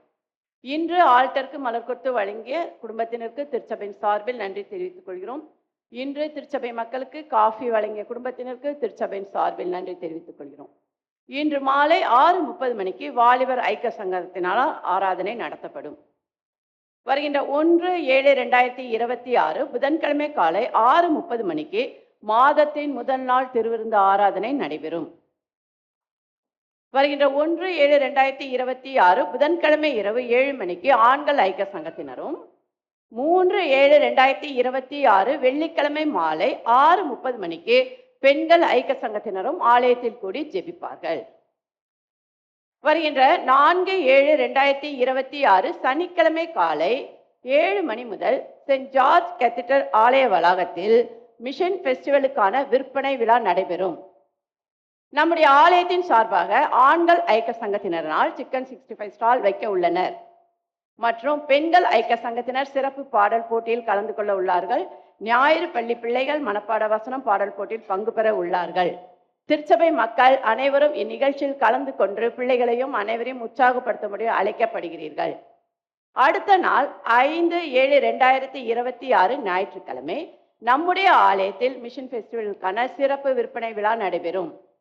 அனைவரும் உற்சாகத்துடன் கலந்து கொள்ளவும் உங்கள் பங்களிப்பை தரும்படி கேட்டுக்கொள்ளப்படுகிறீர்கள். நற்செய்தி பணி வாரியத்திற்கான காணிக்கை கவரை எடுத்து சென்று அடுத்த வாரம் காணிக்கையுடன் படைக்கும்படி கேட்டுக்கொள்ளப்படுகிறீர்கள். விசுவாச பெருவிழாவுக்கான சிறப்பு கவர் காணிக்கை அளித்த குடும்பத்தினருக்கு திருச்சபையின் சார்பில் நன்றி தெரிவித்துக் கொள்கிறோம். காணிக்கை விவரம். இவ்வாரத்தில் பிறந்த நாளை காண்பவர்கள் 28/6/2026 இன்று செல்வி ஜேனி பிரிசிலா, 29/6/2026 திருமதி உஷா ராணி கிறிஸ்டி, ஜெரோன் ஜான் ஜாக்சன், 1/7/2026 திருமதி மர்லின் ஜெயமணி அவர்கள், திரு ஜூலியஸ் ஞானதாஸ், ரெவரண்ட் தீராஜ் அவர்கள். 2/7/2026 திரு ரமீன்ராஜ், திரு ஆர் டேவிட் ராஜ்குமார், திருமதி Kezia Kumaran, R Aseel ardent, திரு ஏ ஜெயக்குமார். 3/7/2026 திரு ஆர் சுரேஷ், திருமதி ரதி, ஜெரிமியல் ரெக்டோனா. 4/7/2026 திருமதி ராணி பாஸ்கர். இவ்வாரத்தில் திருமண நாளை காண்பவர்கள் 2/7/2026 திரு யோவான் ராஜா, திருமதி ஜெனிஃபர் யோவான் தம்பதியர். 3/7/2026 திரு அருண் அலெக்ஸ் ஜான் பால், திருமதி தபிதா ராஜகுமாரி தம்பதியர். இவ்வாரத்தில் பிறந்த நாள் மற்றும் திருமண நாள் காணும் இவர்கள் யாவரையும் இயேசு கிறிஸ்துவின் திருப்பெயரால் வாழ்த்துகிறோம்.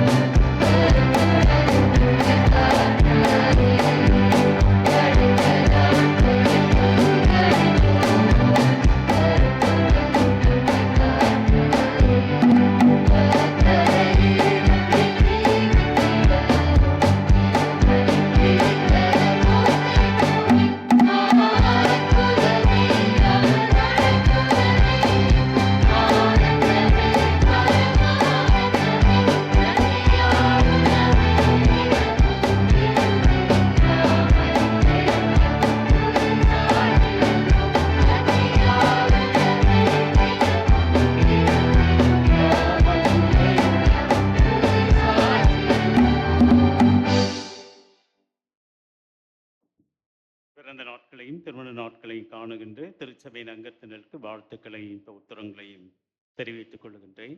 ஜெபம் செய்வோம்.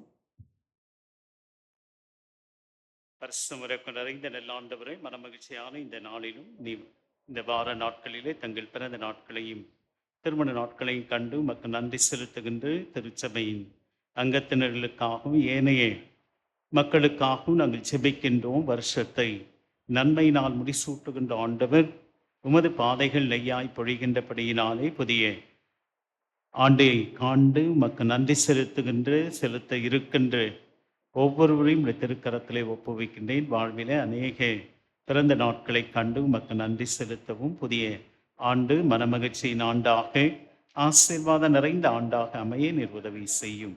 திருமண நாளை கண்டு நன்றி செலுத்துகின்ற தம்பதிகளுக்காக நாங்கள் வருகின்றோம். புதிய ஆண்டை கண்டு ஆண்டவரே கடந்த ஆண்டு முழுமையிலும் தேவைகளை எல்லாம் சந்தித்து இந்த புதிய ஆண்டானது இன்னும் தேவைகளை சந்திக்கின்ற மாதமாக ஆண்டாக குடும்ப வாழ்வின் தேவைகளை சந்திக்கவும் தொடர்ந்து உம்முடைய நாம மகிமைக்கென்று வாழவும் பிள்ளைகளையும் பிள்ளைகளின் பிள்ளைகளை காணவும் இஸ்ரவேலுக்கு உண்டாகின்ற சமாதானத்தை கண்டு உமக்கு நன்றி செலுத்துகின்றவரை வாழ்வில அநேக ஆசீர்வாதங்களை பெற்றுக்கொள்ள நீர் உதவி செய்யும். இயேசு ஜெபம் கேட்ட நல்ல பிதாவே, ஆமென்.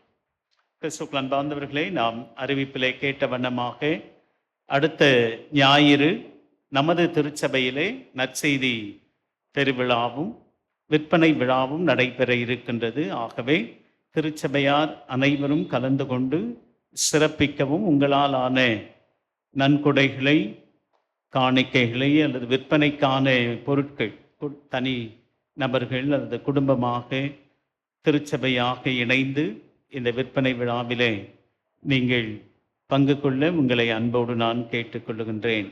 அதற்கு முன்னதாகவே 4ஆம் தேதி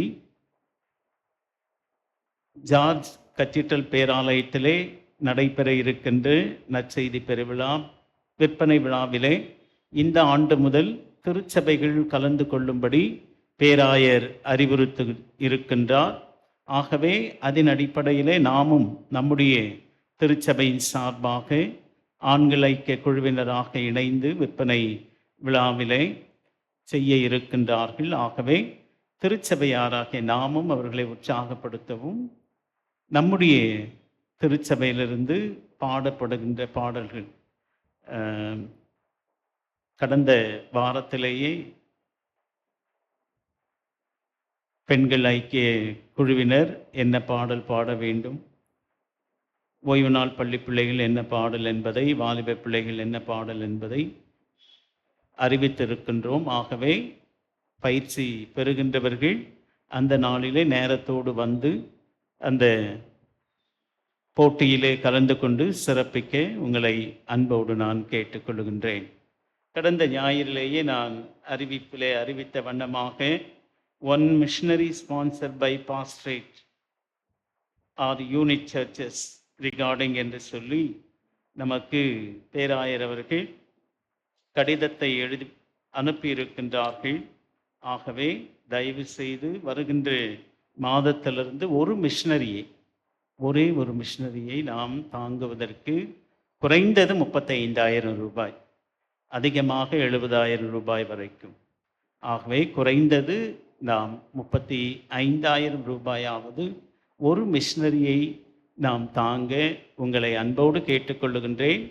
நீங்களாகவே சிறப்பு உரைகளை மிஷனரி பணிக்கென்று, ஊழியத்திற்கென்று ஒவ்வொரு மாதமும் உங்களால் ஆன கவர்களிலே இட்டு நீங்கள் படைக்குமாறு ஒவ்வொரு மாதமும் அதை பேராயத்திற்கு, அந்த ஊழியத்திற்கு, மிஷனரிக்கு அனுப்புவது நமக்கு ஏதுவாக இருக்கும். அதே போல இப்பொழுது வந்திருக்கின்ற பேராயர் அவர்கள் அநேக விடுதிகள், ஹாஸ்டல்கள் மூடப்பட்டிருக்கின்றது.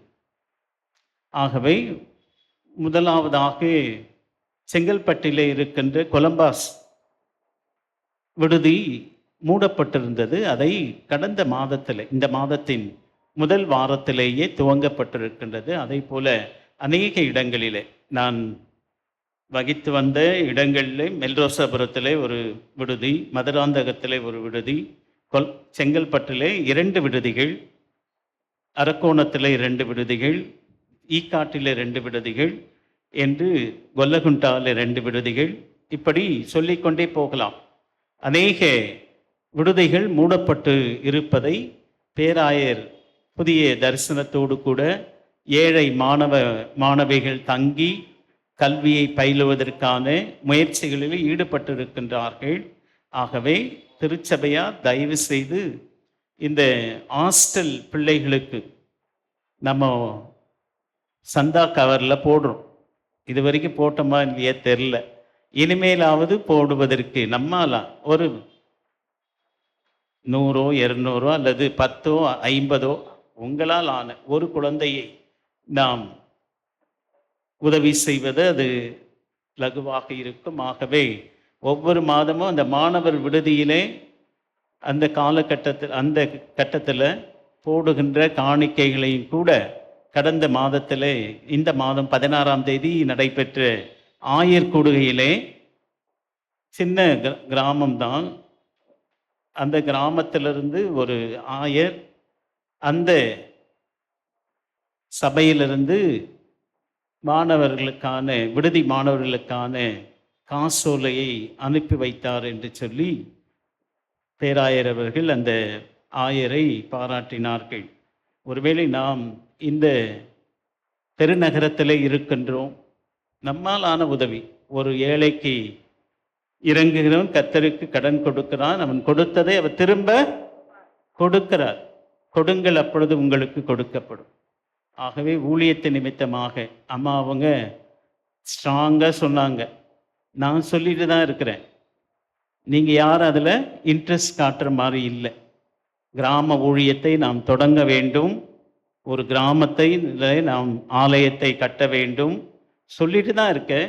ஆனால் யாரும் அதற்கான முயற்சிகளை எடுப்பதற்கு இல்லை. நான் சொல்ல தான் முடியும். அதற்கு நீங்கள் தான் ஒத்துழைப்பு தரணும். மாசத்துல ஒரு ஞாயிறிலே நாம் ஆராதனை முடித்த பின்னதாக ஒரு கிராமத்திற்கு சென்று நாம் ஊழியம் செய்ய வேண்டும். ஆக அது நம்மேல் விழுந்த கடமை. ஆகவே தயவு செய்து இதில் திருச்சபையார் நம்ம வந்து இந்த மிஷனரியை தாங்குவதிலும் மாணவர் விடுதி இல்லை பிள்ளைக்கான அந்த காலத்தில் நம்ம போடுறோம் இல்லை, 10 ரூபா போடுவோம், 20 ரூபா போடுவோம், இல்லை 500 போடுகின்றவனும் 1000 போடுகின்றவனும் உண்டு. அது விசனமாயமல்ல, கட்டாயமாயமல்ல. மனசில் நம்ம நியமித்தபடி கொடுக்குறோம். ஆலய பிரகாரங்களுக்கு, ஆலய வளர்ச்சி பணிக்கு, ஊழியத்திற்கு, ஊழியக்காரர்களுக்கு என்று. ஆகவே திருச்சபையார் கவனத்திலே கொண்டு அடுத்த ஞாயிறில் நாம் மிஷனரிகளுக்கான கவர் காணிக்கை ஆலய ஆராதனை பின்னால் வச்சிருக்குன்னாங்க. அம்மா அவங்க தயவு செய்து இப்போ காணிக்கை எடுக்கிறப்போ எல்லார் கையிலும் கரங்களிலே இந்த கவர்களை கொடுக்குமாறு அன்போடு நான் கேட்டுக்கொள்கின்றேன். அடுத்த ஞாயிறு நற்செய்தி பெருவிழா, விற்பனை விழா. ஆகவே திருச்சபையார் அனைவரும் கலந்து கொண்டு சிறப்பிக்க உங்களை பட்சமாய் கேட்டுக்கொள்ளுகின்றேன்.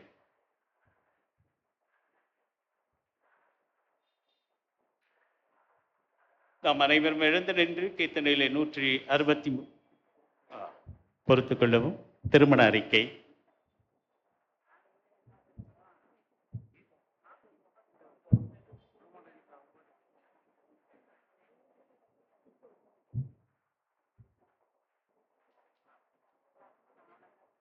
திருமண அறிக்கை.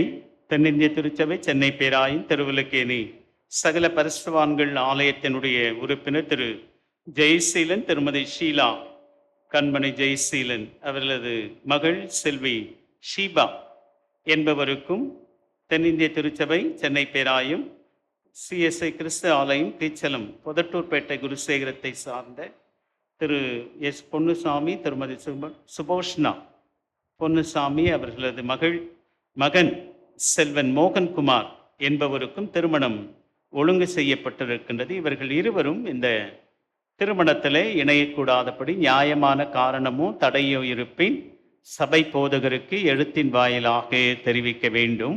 இது இவர்களுக்கு 3ஆம் அறிக்கை. திருமண அறிக்கை. தென்னிந்திய திருச்சபை, சென்னை பேராயும் திருவிளக்கேணி சகல பரிசுத்தவான்கள் ஆலயத்தின் உறுப்பினர் செல்வி கீதாஞ்சலி அவரது பெற்றோர் திரு காளிதாஸ், திருமதி கஸ்தூரி காளிதாஸ் அவர்களும் CSI இயேசு அன்பர் ஆலயம் அடையாறு ஆலயத்தின் உறுப்பினர் திரு கிருஷ்ணமூர்த்தி, திருமதி K அமுதா அவர்களது மகன் செல்வன் அருண்குமார் என்பவருக்கும் திருமணம் ஒழுங்கு செய்யப்பட்டுள்ளது. இவர்கள் இருவரும் இந்த தூய திருமணத்தில் இணையக்கூடாதபடி நியாயமான காரணம் தடை ஏதேனும் உங்களில் யாருக்காவது தெரியுமானால் அதை சபை போதகருக்கு எழுத்தின் மூலம் தெரிவிக்க வேண்டும். இது இவர்களுக்கு 2ஆம் அறிக்கை. திருமணத்தின் மூலமாக இணைக்கப்பெற இருக்கின்ற பிள்ளைகளுக்காகவும் பெற்றோருக்காகவும் திருச்சபைகளுக்காகவும் நாம் நன்றி செலுத்தி ஜெபம் செய்வோம். அன்பின் பரலோக பிதாவே, மனமகிழ்ச்சியான இந்த நல்ல நாளிலும் ஆண்டவரே, மனிதன் தனிமையாயிருப்பது நல்லதல்ல, ஏற்ற காலத்தில் ஏற்ற துணை என்று சொல்லி ஆதி நாள் முதற்கொண்டு இந்த நாள் பரியந்தமும் குடும்பங்களை நீர் ஆசீர்வதித்து வருகின்றீர். இப்பொழுதும் கூட அருமையான திரு ஜெயசீலன் திருமதி ஷீலா ஜெயசீலன் அவரது மகள் செல்வி ஷீபாவுக்காகவும் செல்வன் மோகன்குமாருக்காகவும் நாங்கள் ஜெபிக்கின்றோம். இரு பிள்ளைகளும் ஒரு குடும்பமாக இணைப்பதற்கு பெற்றோர் பெரியோர் திருச்சபை எடுத்து வருகின்ற முயற்சிகளை நீர் அறிவீர். வருகின்ற 3ஆம் தேதி நடைபெற இருக்கின்ற இந்த பரிசுத்த மெய் விவாகத்தை நீர் ஆசீர்வதித்து தாரும். இரு பிள்ளைகளும் ஒரு குடும்பமாக கணவனும் மனைவியுமாக இணைக்கப்பெற்று குடும்பத்திற்கு, திருச்சபைக்கு, சமுதாயத்திற்கு சிறந்த தம்பதிகளாக வாழ நீர் உதவி செய்யும். இப்பொழுதும் அருமையான செல்வி கீதாஞ்சலி அவர்களுக்காகவும் அது பெற்றோர் திரு காளிதாஸ், திருமதி கஸ்தூரி காளிதாஸ் அவர்களுக்காகவும், அன்பு சகோதரனுக்காகவும், அது குடும்ப மக்களுக்காக நன்றி செலுத்தி மகளது வாழ்விலும் கூட கர்த்தர் பாராட்டின கிருபை எண்ணி நன்றி செலுத்தி தனிமையில் இருந்த பிள்ளைக்கு ஏற்ற துணையை நீர் கட்டளையிட்டிருக்கின்றீர். அருண்குமாரை அவரது பெற்றோரை உடைய கரத்திலே ஒப்புவிக்கின்றேன். ஆண்டவரே, பெசநகர் இயேசு அன்பர் ஆலயத்தின் மக்களுக்காக, அந்த குடும்பத்தினருக்காக நன்றி செலுத்துகின்றோம். இரு பிள்ளைகளும் ஒரு குடும்பமாக இணைப்பதற்கு எடுக்கின்ற முயற்சிகளை நீர் அறிவீர். பிள்ளைகளுக்கு வேண்டிய ஆசீர்வாதங்களை நீர் தாரும். இன்னமும் திருமணத்திற்காய் ஆயத்தப்பட்டு கொண்டிருக்கின்ற பிள்ளைகளை உம்முடைய திருக்கரத்திலே ஒப்புவிக்கின்றேன். திருமண வயது வந்தும் இன்னமும் ஆண்டவரே திருமணம் தடைப்பட்டு இருப்பதை நீர் அறிவீர். எல்லாவற்றையும் காண்கிற தேவனப்பா, ஏற்ற காலத்திலே ஏற்ற துணை என்று சொன்னீர். அதனதின் காலத்திலே நீ நேர்த்தியாய் செய்து முடித்து வருகின்ற ஆண்டவர். அன்பு பிள்ளைகள் திருமண வயது வந்தும் இன்னமும் திருமணம் நடைபெறவில்லையே என்று சொல்லி ஏக்க பெருமூச்சு விட்டு கொண்டிருக்கின்ற பெற்றோர்கள், ஆண்டவரே, பிள்ளைகளுக்காக நாங்கள் ஜெபிக்கின்றோம். காலங்களிலே வேளைகளிலே பிள்ளைகளுக்கு ஏற்ற துணையை நீர் அருளத்தக்கதாக இந்த வேளையிலே நாங்கள் ஜெபிக்கின்றோம். தொடர்ந்து உடைய நேச கரத்திலே பிள்ளைகளை ஒவ்வொருவரும், வாலிப பிள்ளைகள் ஒவ்வொருவருடைய கரத்திலே ஒப்புவிக்கின்றேன். திருமணமாகி பிள்ளை பேர் இல்லாத பிள்ளைகளுக்காகவும் ஜெபிக்கின்றோம். பிள்ளைகளை நீர் உண்டு பண்ண வல்லவராக இருக்கின்றீர் அப்பா. தொடர்ந்து பிள்ளைகளின் விருப்பங்களை, வேண்டுதல்கள் நிறைவேற்ற நீர் உதவி செய்யும். ஏசு ஜெபம் நல்ல பிதாவே, ஆமென். நாம் அனைவரும் எழுந்து நின்று கீர்த்தனையில் 163வது பாடலை பாடுவோம். அப்பொழுது நம்மையும் நம்முடைய காணிக்கைகளையும் கடவுளுக்கென்று நாம் படைப்போம். இந்த கிறிஸ்து ராஜா உந்தன் சிலுவையின் மேல். Thank you.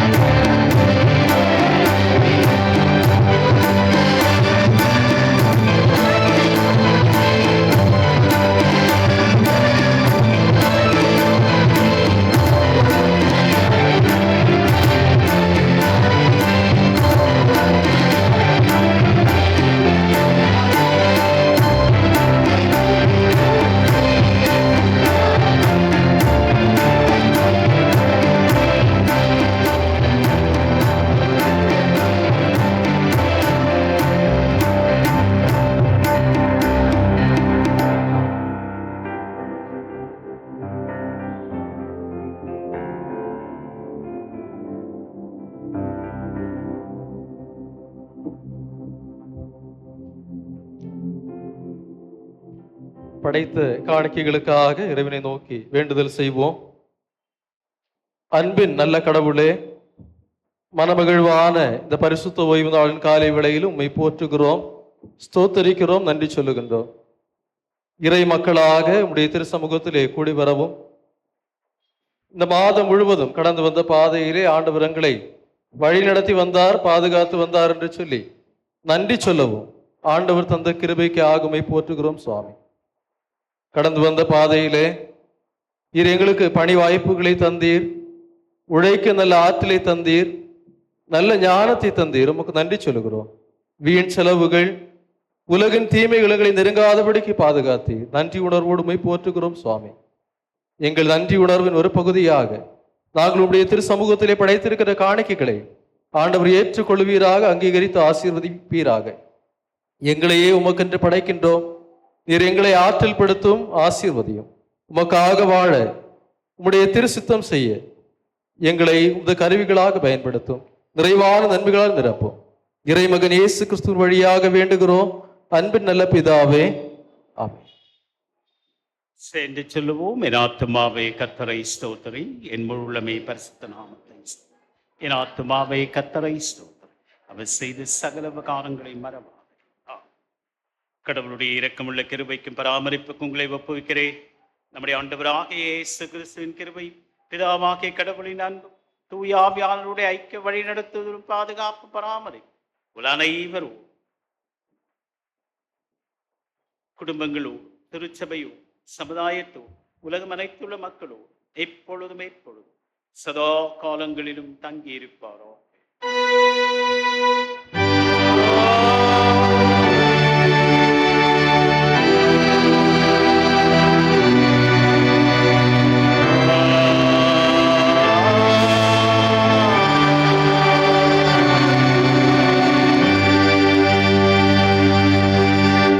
நாம் அனைவரும் எழுந்து நின்று மங்கள கவியிலே 2வது கவியை நாம் சேர்ந்து பாடுவோம். கர்த்தர் தந்த ஈவுக்காக.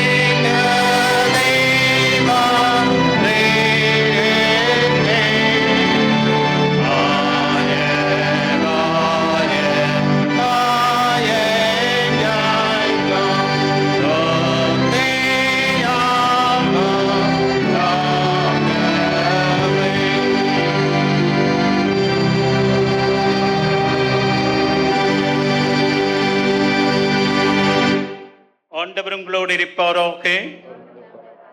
சமாதானத்தோടെ புறப்பட்டு செல்லுவோம். தோத்திரம், எல்லாருக்கும் தோத்திரம்.